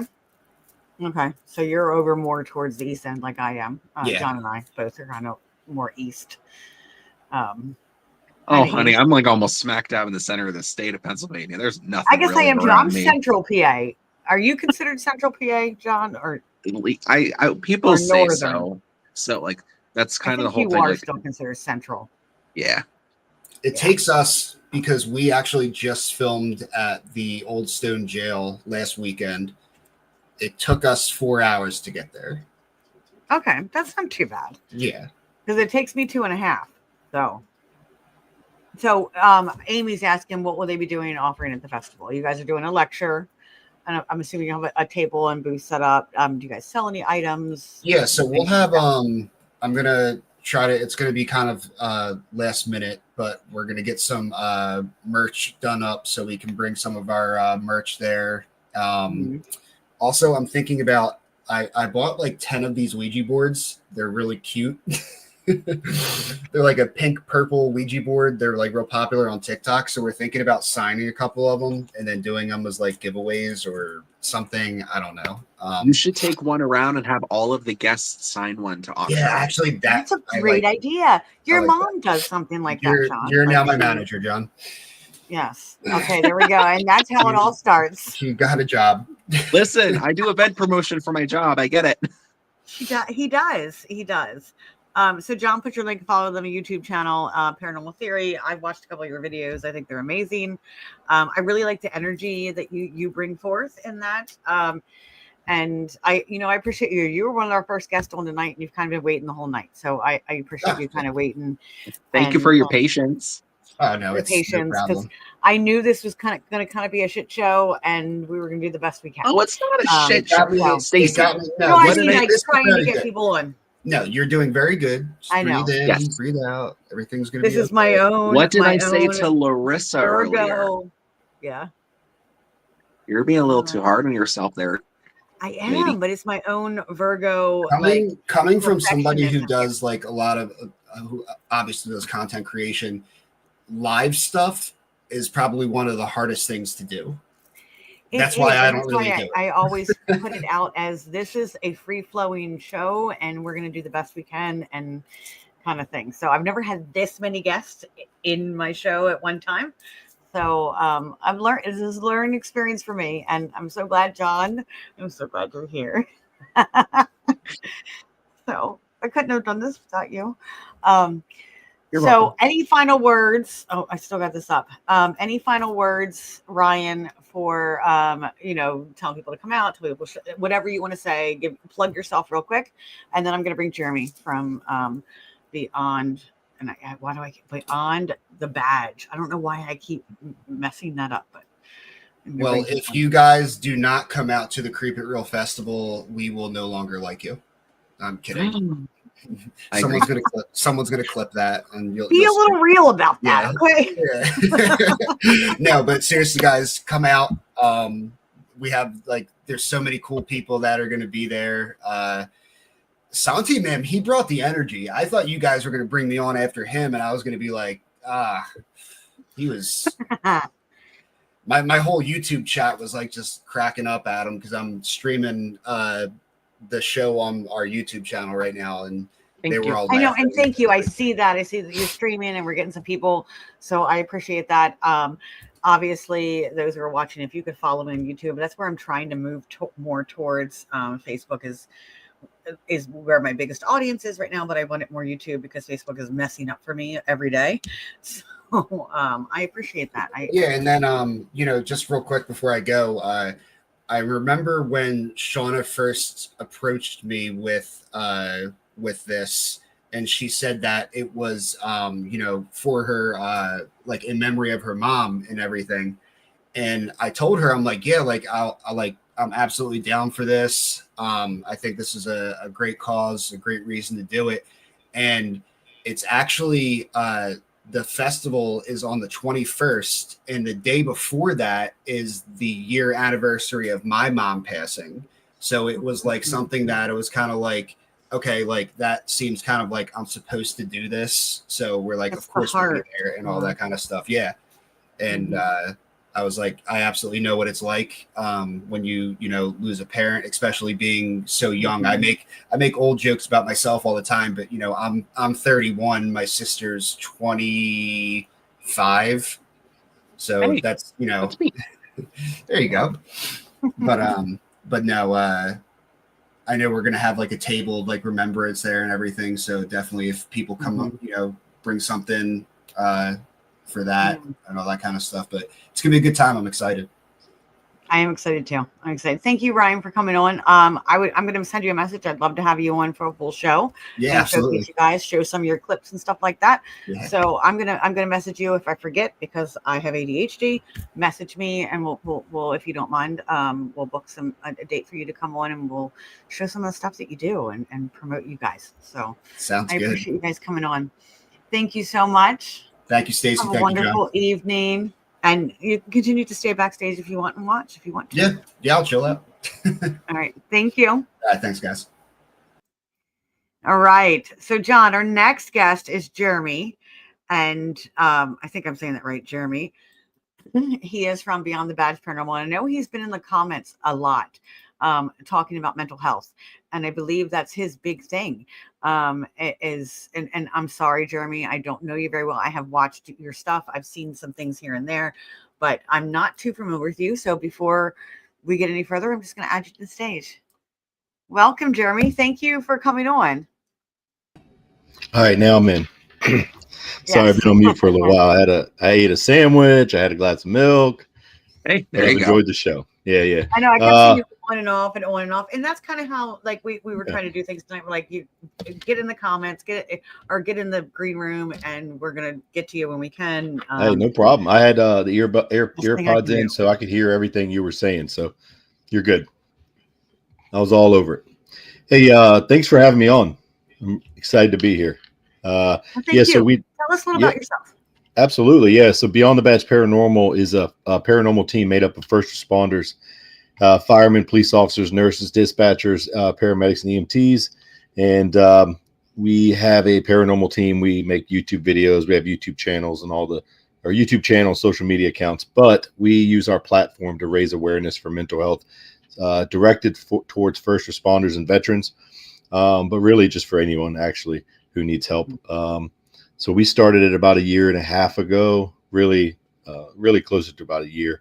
And the channel is kind of growing, and our friends and the amount of people that we're linking up with is growing. And that's who we are. I'm a 20-year fireman with a city that I live in or next to. And we have some other firemen and some police officers on our group right now. So that's who we are. Where are you from? Where are you guys from? We're in Virginia, the eastern part of Virginia, and near Virginia Beach, Norfolk, historic Yorktown, and historic Williamsburg. Fun places. Right. So that's where we are. And we're super excited about the Creepy Real Festival. We just 4 weeks ago, whatever, we were at the Doss House and did a overnight there, and we had a great time. I did see that. I did see. I think that's where I kind of introduced you guys, or I was introduced to you guys. Was the stuff that you were doing? We had a good time. Sometimes you go to locations and you have a lot of action. Sometimes you have a little bit of action, but no matter what, we still had a really good time. The Doss House is really awesome. There's a ton of stuff going on there. Um, we had a few things happen, but then later on, when I went and watched some of the video, more stuff happened that I didn't even know it happened.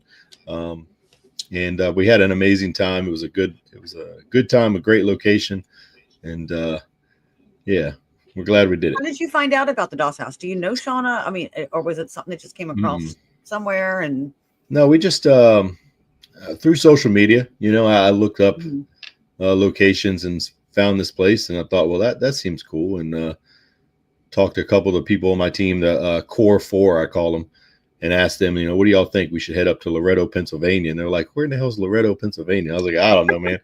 It's really far away, but we're going to drive all the way up there. So poor Jessica in the video has like the flu and bronchitis.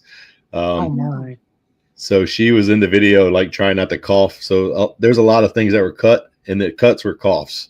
So we ended up. Every time I mute, I'm coughing. So. Yeah, right. It happens, And we actually had to leave at like around 1 or 2 because she was so sick. We're like, you know what? We've pushed you enough. You're not a Navy SEAL. We can't keep pushing you through this. So but we had a good time. It was fun. That is awesome. I see down here. Oh, go ahead, John. Go ahead. No, I was going to say, I really like how your guys' message, bringing together those who are first responders, those who work in, wanting to save people and giving your heart and soul into taking care of those who are in need, of course, during their emergencies and such. And it reminds me very, very, very much so with my very good friend, Jeremy Leonard. I don't know if any, obviously, Stacey, I think you've met him. He was on Ghosts of Morgan City on the Travel Channel, 28 Days Haunted on Netflix.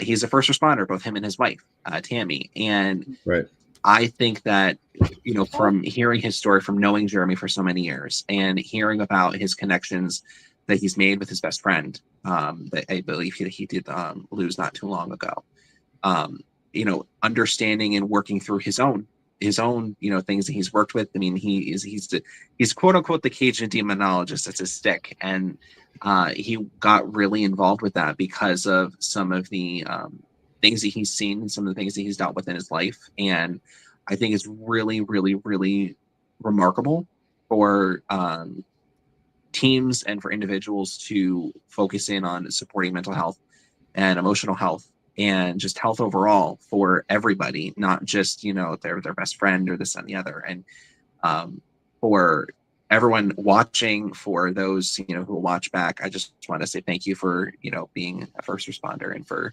sacrificing your own self and going in straight head first into anything that may come your way. So I appreciate that, John. That means a lot, man. It really does. Exactly. I love it.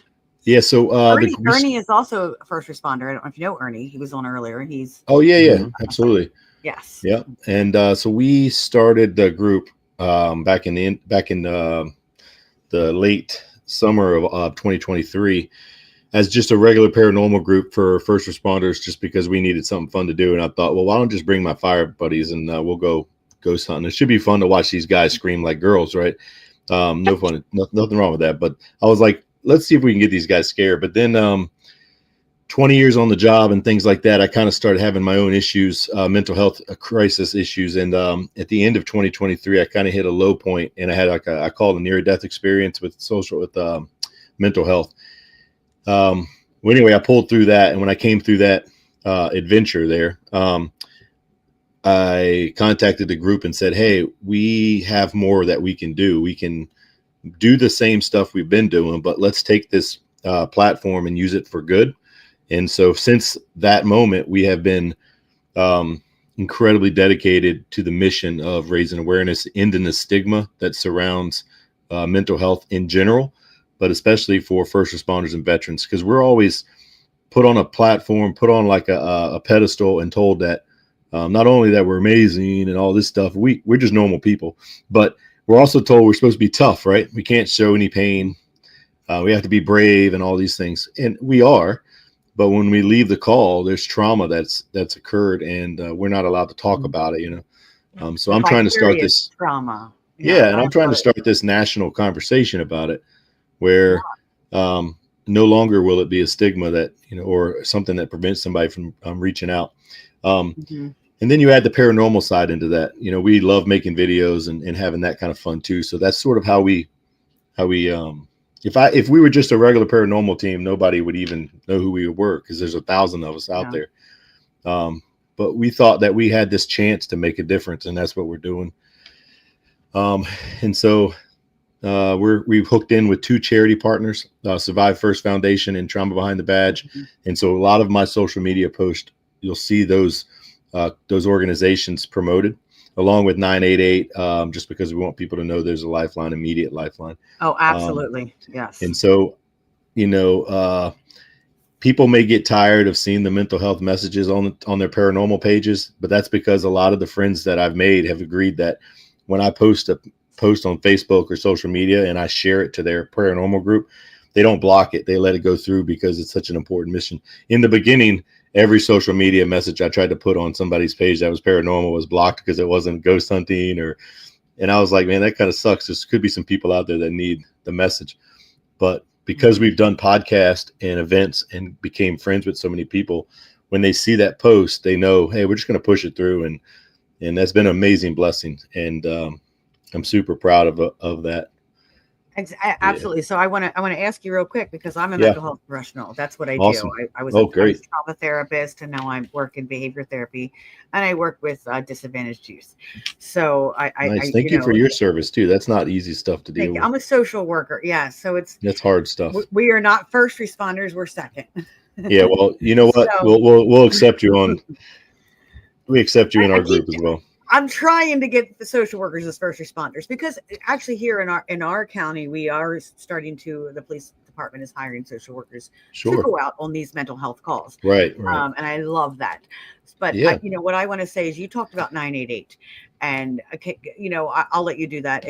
Let's tell people a little bit, because I know this is not like we're supposed to be talking about the doll's house and stuff like this, but I am like, as a survivor of attempted suicide myself, I think that people need to know what exactly is 988. So 988 is this helpline that you can get a hold of via text.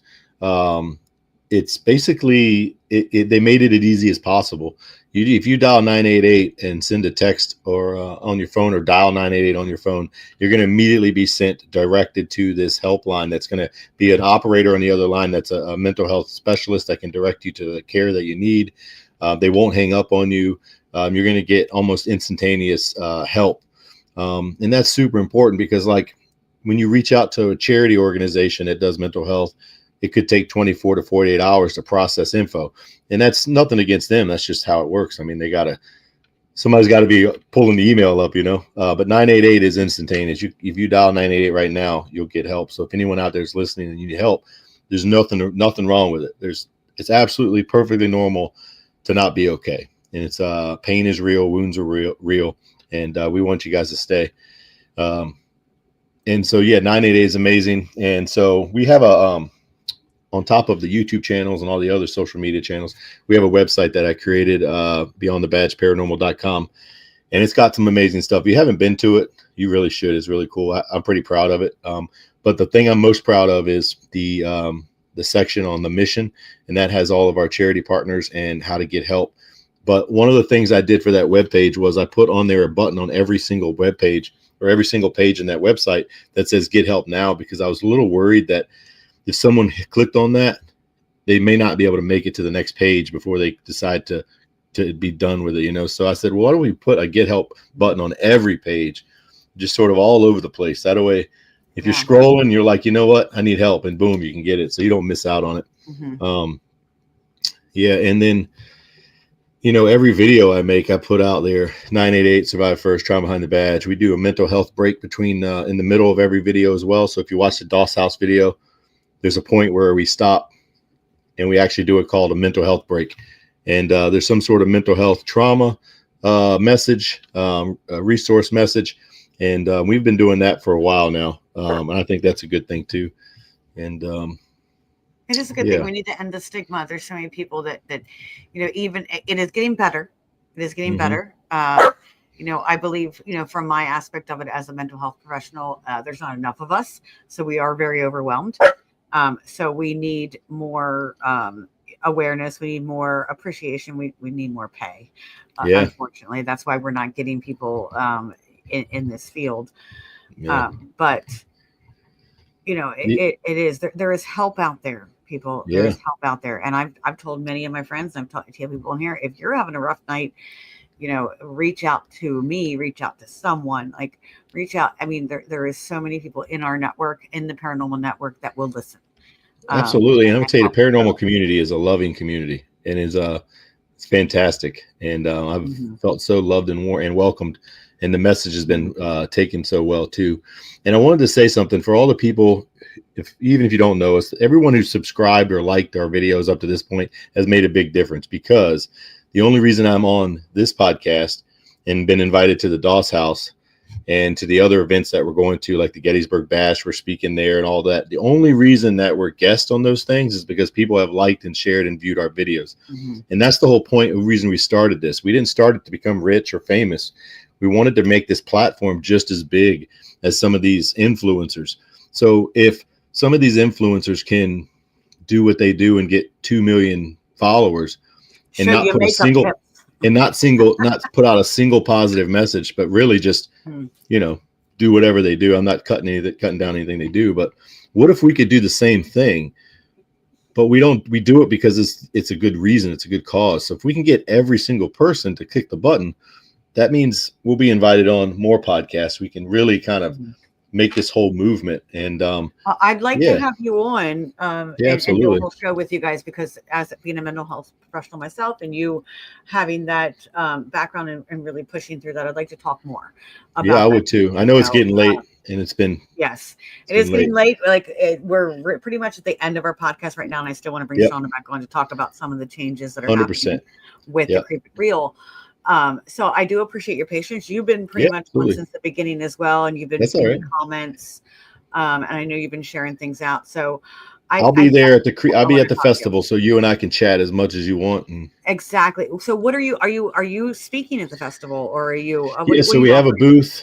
We have a booth. We're going to have some material out, raffle off and things like that, and to sell. But then they said I would be able to have a speech or give a speech about mental health. So I'm gonna come with that. It's going to be a little bit of my own personal story and then the story of our group. So it'll be kind of cool. So that is so awesome. And I think it's so funny, not funny, but it's so, I don't know. Like a lot of people in paranormal have struggled with mental health, grief, things like that. It seems like it draws a lot of us together in this field. So why not use it for a purpose and make a difference? So that's right. Thank you for doing what you do. Absolutely. And I appreciate you guys having me on. See you in a few weeks, huh?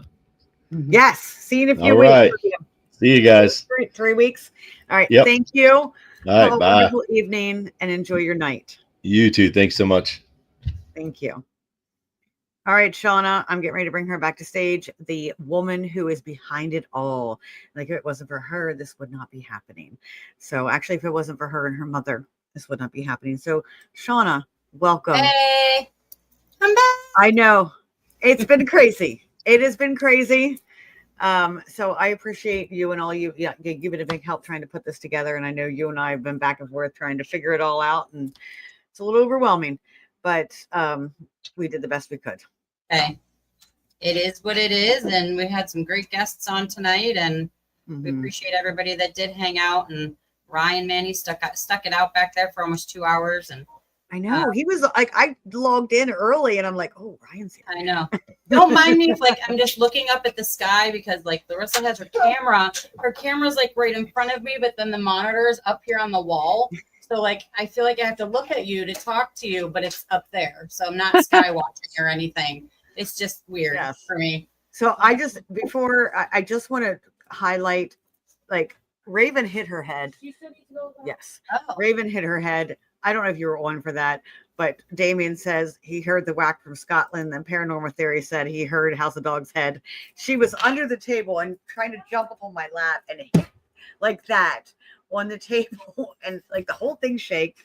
I don't know if you heard it, John, but Raven is okay. I just wanted to let everybody know. Oh, Raven.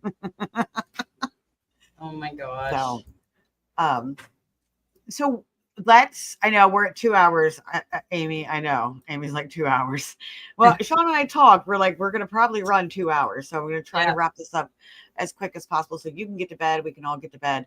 But tell us a little about the vision behind the Doll's House and the changes that are happening with the the vision behind the Creep It Real and the changes that are happening with Creep It Real.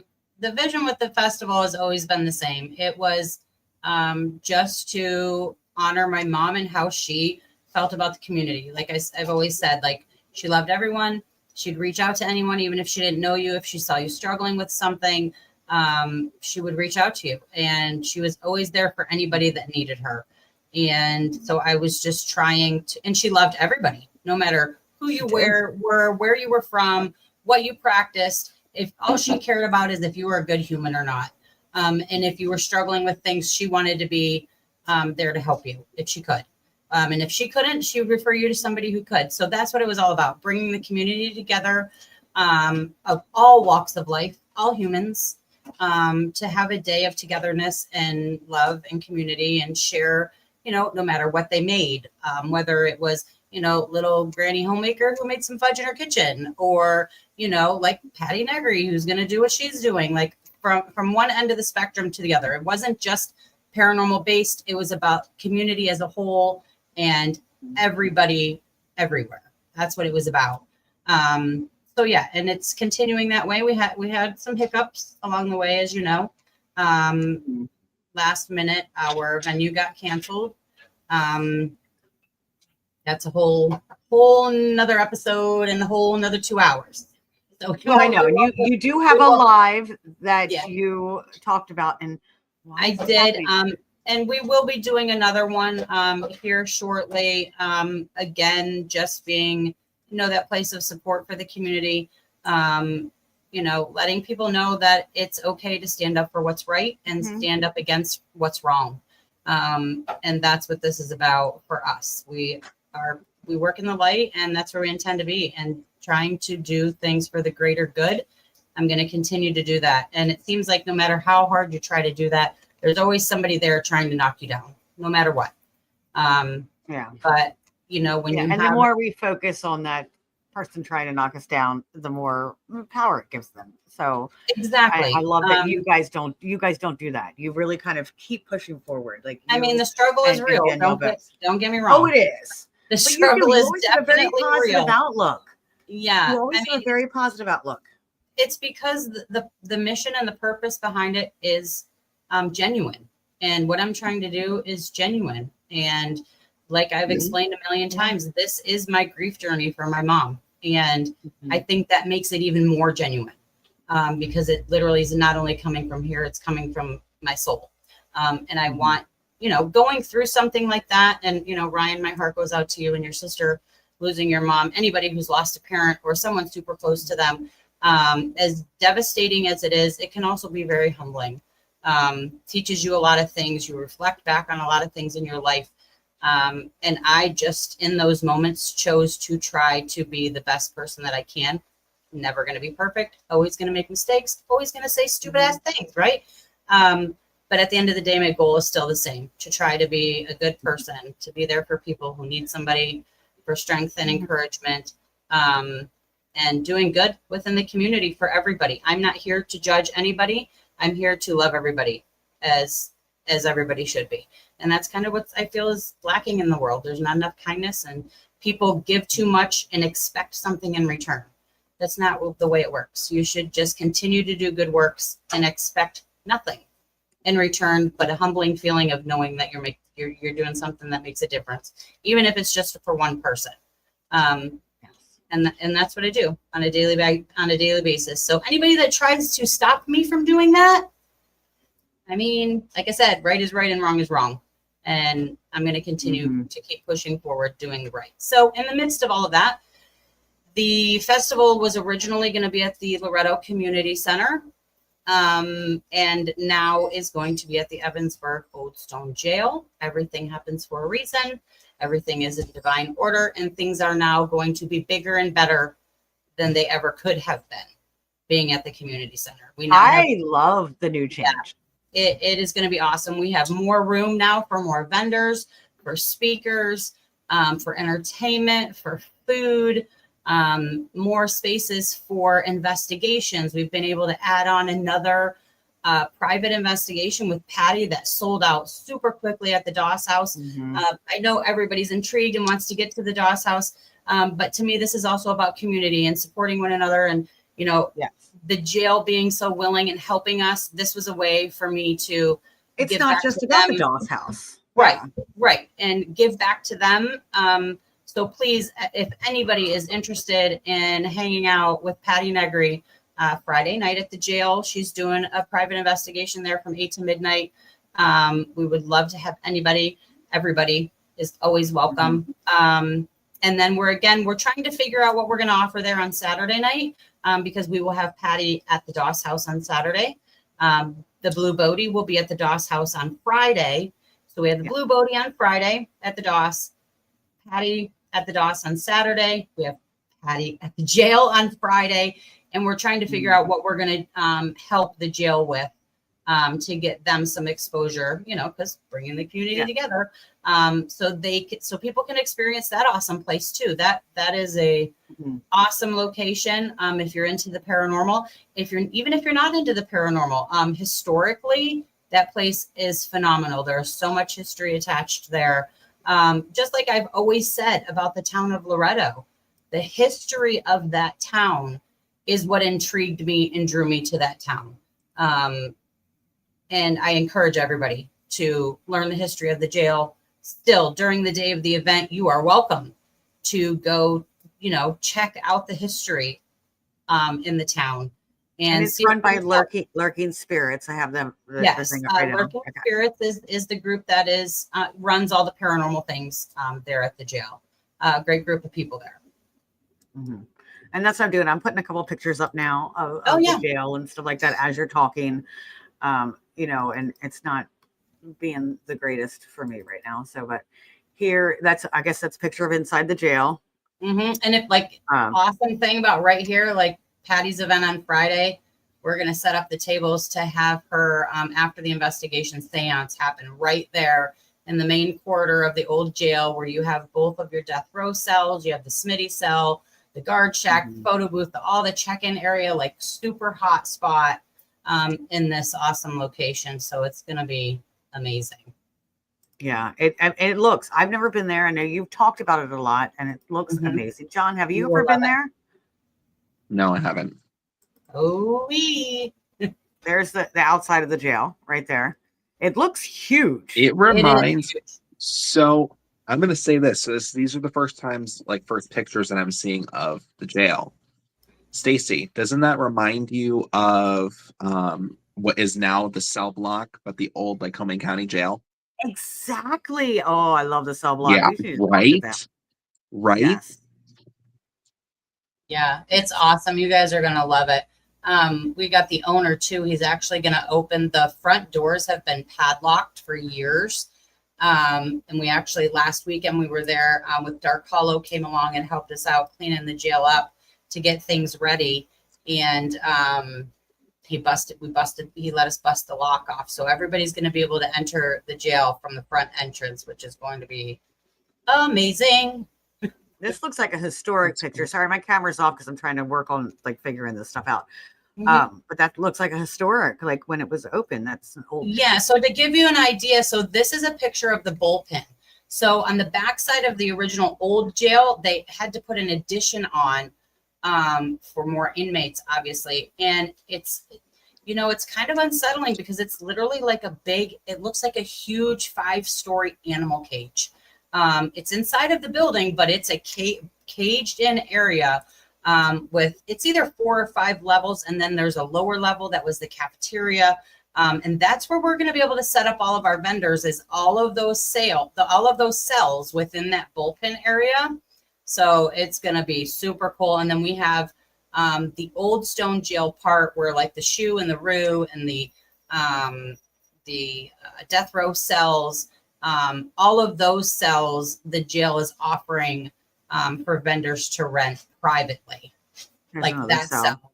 Those cells are available for rent privately. Yeah. And I got those pictures going to come. I'm going to put them up here soon too. It seems like Like, that's the coolest thing ever. Like, when has that ever happened? Like, I've been to many paranormal events, and I've never had where you could set up in the jail cell. Like seriously, you're going to be able to give Reiki in an actual jail cell. Yeah. So this is the jail cells. So I got some of these that are available. First floor, old stone section. You're still like now that you have more space, you can add more vendors. So you can pick your cell. Is that kind of what's happening? Yeah. So I believe there's 3 different levels of cells. This is the first floor in the oldest part of the building. Where the death row cells are. So those are more up close. They're a little bit bigger. All of these cells for the $100 are on the second level off of the mezzanine. So if you do purchase one of those cells, just keep in mind, you will have to travel up a flight of steps. And then there is some extra large cells, which I'm getting to put those up here. Extra large cells available. Yes. So double. Yeah. Right. So the top one that you see is actually in the old stone part. And it's like full of shelves. Like you wouldn't have to bring a table, or like if you had, tons of merchandise, you wouldn't have to bring any tables. You wouldn't need to be provided with the table. There's tons of shelves in there. And then this one is actually the number 2 is in the bullpen on the lower level at the back. And it's like the size of 3 cells put together that they completely opened it up. So super cool. Super cool. Yes, yep. I'm very excited. Let me figure out how to take these off the stage. I'm very excited and put myself back on camera. I'm very excited. Like I've never been here. I've been wanting to go. So I'm very excited about all of this. I think it's going to be, yeah, like I said, divine order happened for a reason. It's going to be bigger and better. And like I said, good always outweighs the bad. And it does. So obviously John and I are both going to be there as vendors and offering stuff. So if you don't mind, Shauna, real quick, John, what are you offering at the event? So this is going to be a really interesting thing. I've taken 2025 with a different approach to events. Of course, the main part, of course, is you see my name, Medium John Covey. If what I do anymore at events is I pay attention to the energy in the room, the energy of the location, and I also pay attention to my physical body. And if I am up for it, I will offer readings, whether it's mediumship or psychic, oracle readings, oracle card readings.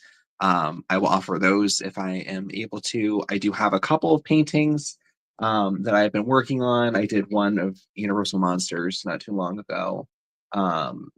Frankenstein and Bride of Frankenstein. I'll probably bring that.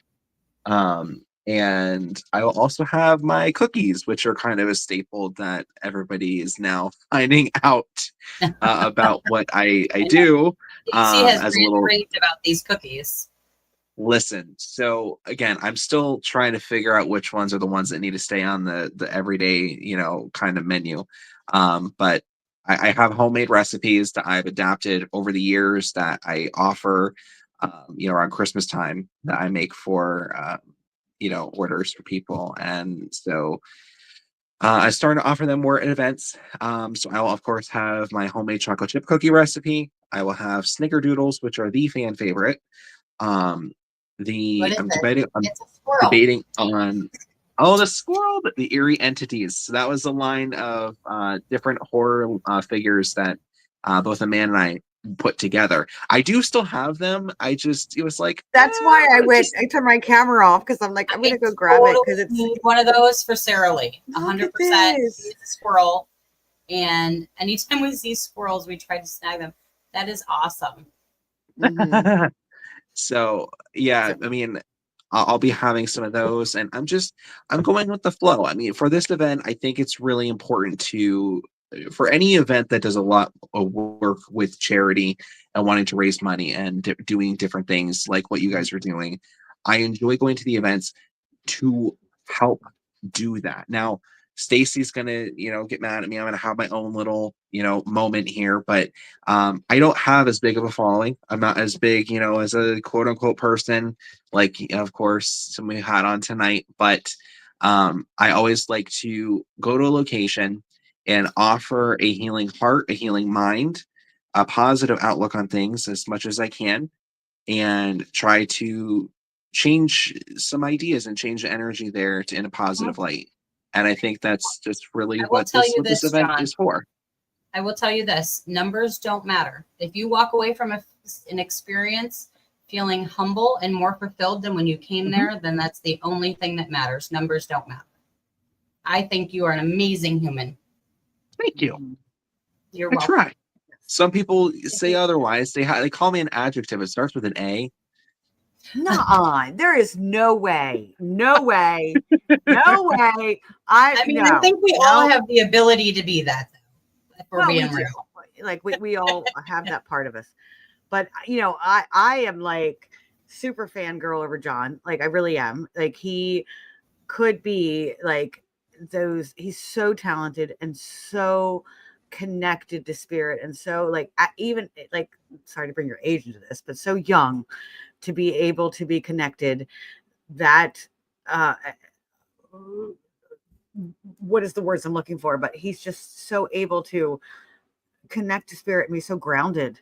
That's the word I'm looking for. That he can be like the next, like what you see, like these stars on TV, even if some of them might be fake. But you know, John, your day is coming. Yeah. And I will make sure that happens. And good humans are hard to come by anymore. And you, my friend, definitely are one of them. Thank you. I appreciate that. That means so much. Yeah, and Jen Jacobs, she's another one that does a mental health event, and she does a lot of different things. And I really wanted to do her events, but it was so far away. So she did reach out to you about sitting on a psychic panel for a couple of her events. You know, she does a lot for I will be on the lookout for that. I'm sorry. And women that have been in abusive relationships and stuff like that. So yeah, connect with her as well. And Damien says, so you don't mean an Avengers.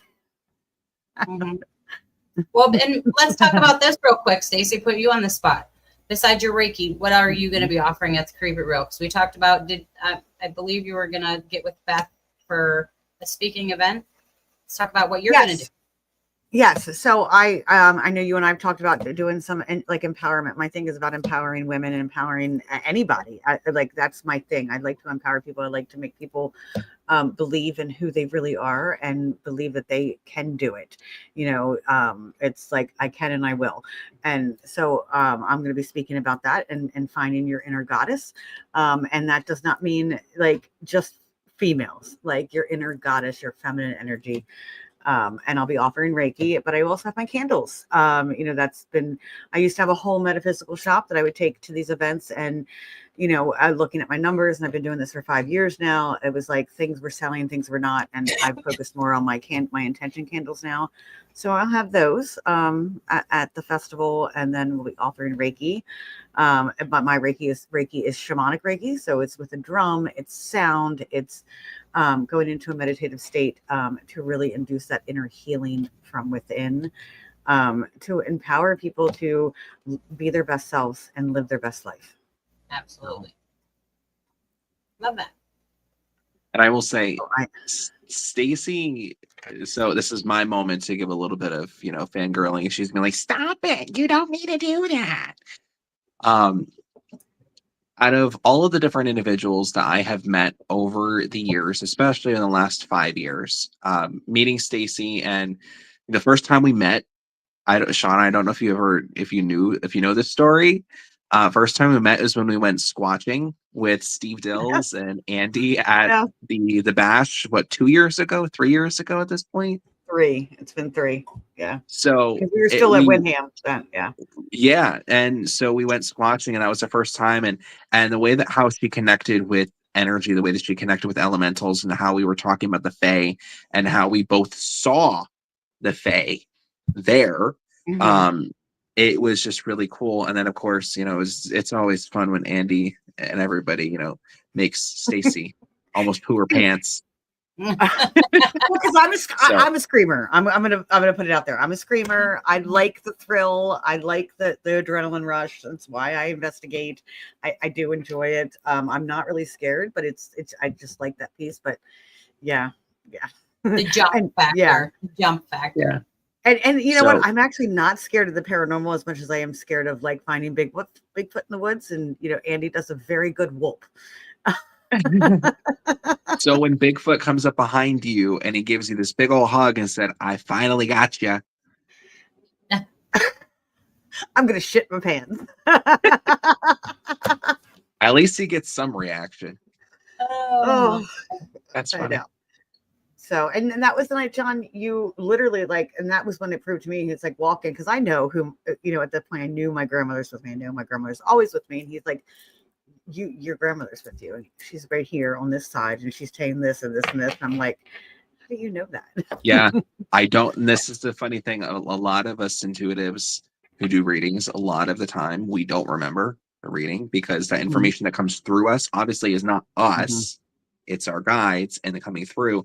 And I think it's also interesting how you and Larissa connect because wasn't it her grandmother that came through earlier?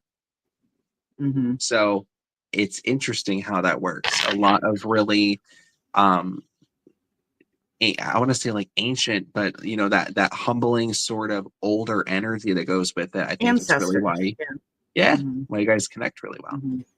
So yeah. So it's gonna be fun. It's gonna be great. Don't eat that. That's tourmaline. Sorry, I dropped my piece of tourmaline I've been playing with all night. And then hey, she will be protected. Yeah, true facts. If she can shit out a corn cob, she can shit out this little piece of tourmaline I have in my hands. So for those of you who don't know, Raven is a direct product of Shauna. Shauna is, you also do some breeding, and she is an amazing breeder. Like Shauna, I gotta tell you, I get so many compliments of how well bred and everything about her and how healthy she looks and all this stuff. Even when she when I first brought her home and the vet's like, oh my goodness, like they look at the little book you gave and all the things that you did, and so that's well, just know that that's kind of a reflection of myself. Anything that I do, I put everything of my heart and soul into it to be the best that I possibly can. So I'm super happy. Raven is a gem. Her little crazy brother, her crazy brother's running around here somewhere. No, she's bad. Raven's bad. Big man rooster here. Yeah. Yeah, Raven can be bad. But they're still babies. They're still puppies. So she's just puppy energy. That's what I keep telling myself. It's just puppy energy, right? Yeah. It's just puppy energy. Until I get my Frenchie. Yeah, that's gonna be a whole nother ball game. I know. Not this year, it'll be next. OEB. Sean, I saw that roll your eyes there. Like, don't get me wrong, Eleanor is my heart dog. I love her to pieces, but not all Frenchies are the same. They have a bazillion, quadrillion videos in the universe for a reason. I know. I love that. I have Frenchie energy. Facts. Okay. Facts. I have Frenchie energy. Yeah. Amy's saying don't do it. She just got a Frenchie from you. She did. Joker is a spitfire. He is a handful, but he is the cutest little potato ever. He is. I love him. So, yeah, I mean, we're not promoting that right now because you don't have any puppies available. But another time, we will talk about that when we get there. So, any final words? We're coming on 2.5 hours. I am exhausted. I know everybody else is exhausted. Any final words you want to tell anybody about the festival?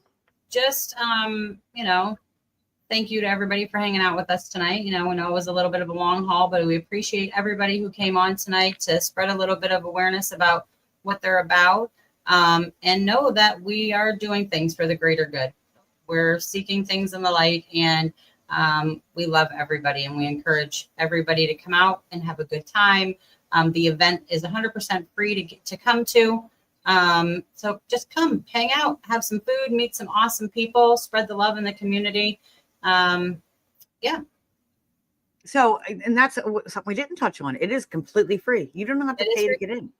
You do not. Yeah. It is free. And like I said, so there's more candles you can buy from me and more art you can buy from John. Giving back to the community. That's what it's all about. Yes.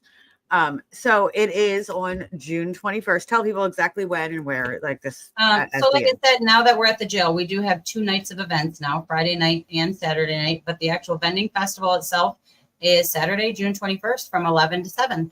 Vendors can arrive as early as 9 o'clock to start setting up, and we will all be there. We will have, everybody will be guest speaking, which those are all of our guest speaking lectures are also free.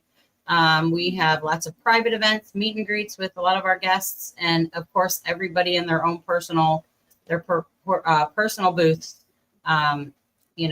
getting, awareness to what they're creating in the world. So food, yummy food. Yeah, it's gonna be great.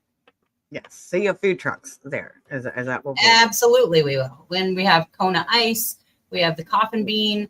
The hearse that pulls their little trailer. Oh, They I love serve coffee them. all day long. Yes. Oh yeah, it's gonna be great. John, they were at one of the events we did together at the penitentiary. Oh, yeah. Oh, I'm gonna be in trouble. Yeah. Oh boy. Coffee.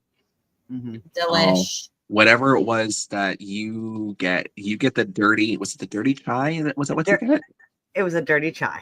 Yes. Oh, see, Yeah. I like just a regular chai. No, I like Yeah, the their dirty chai coffee with is the their shot coffee is espresso. amazing. And then we So have you can belly get- busters serving food. So you can get coffee from them. You can come hit me up and get some cookies to get, to Yes. dip into your coffee. There you go. Stacy's gonna try to get me to make the peanut butter ones. there you go. That was so good. So good. I will say I'm doing a very limited amount, so get them before they sell out. Absolutely. They do. I've been at an event with them recently, and they sold out quickly. So Well, we're having a table for kids too. We have somebody coming in to do face paintings for kids. We're gonna have face paintings for kids, and then a like a coloring area for them to color pictures, and then take them around to get autographs from all of the people. If they want that's to. so cool. I love Yeah. it. So I love something for the little guys to be involved in, and get a cool face painting, and If you I know, I'm need I'm thinking of what you're thinking, John. I know what you're thinking. No, I was No, gonna John, say- you cannot color a picture and go around. That's for the kids. No, I was gonna say I can always my work, I love comics. I can always reach out and ask if they'd be willing to donate a couple of the coloring pages that we get for some of the That kiddos would if you'd be like me to. amazing. That would be amazing. Yeah, I'll ask That them. would. Absolutely. Thank you for that.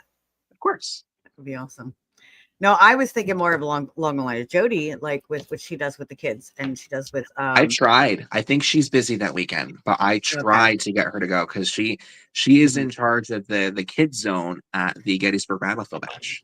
And she does so, SOS Paranormal, and she does a camp for kids Yeah. to go do their first investigating, and teaches them how to investigate. Mm-hmm. that's actually coming up that week of the Creep It Real Festival. So the Creep It Real Festival is that Saturday. That week leading up before that is her teen camp.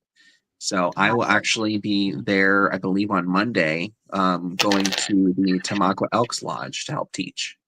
So it'll be fun. That's Awesome. All right, All right, guys. guys. Well, have a wonderful night, Shauna. Thank you for coming on. Thank you for doing you. this. And thank you for everything you bring to the community. I mean, honestly, as a friend of we are friends, but I don't know how much I really do thank you for everything that you bring. And you are a special soul. Thank you.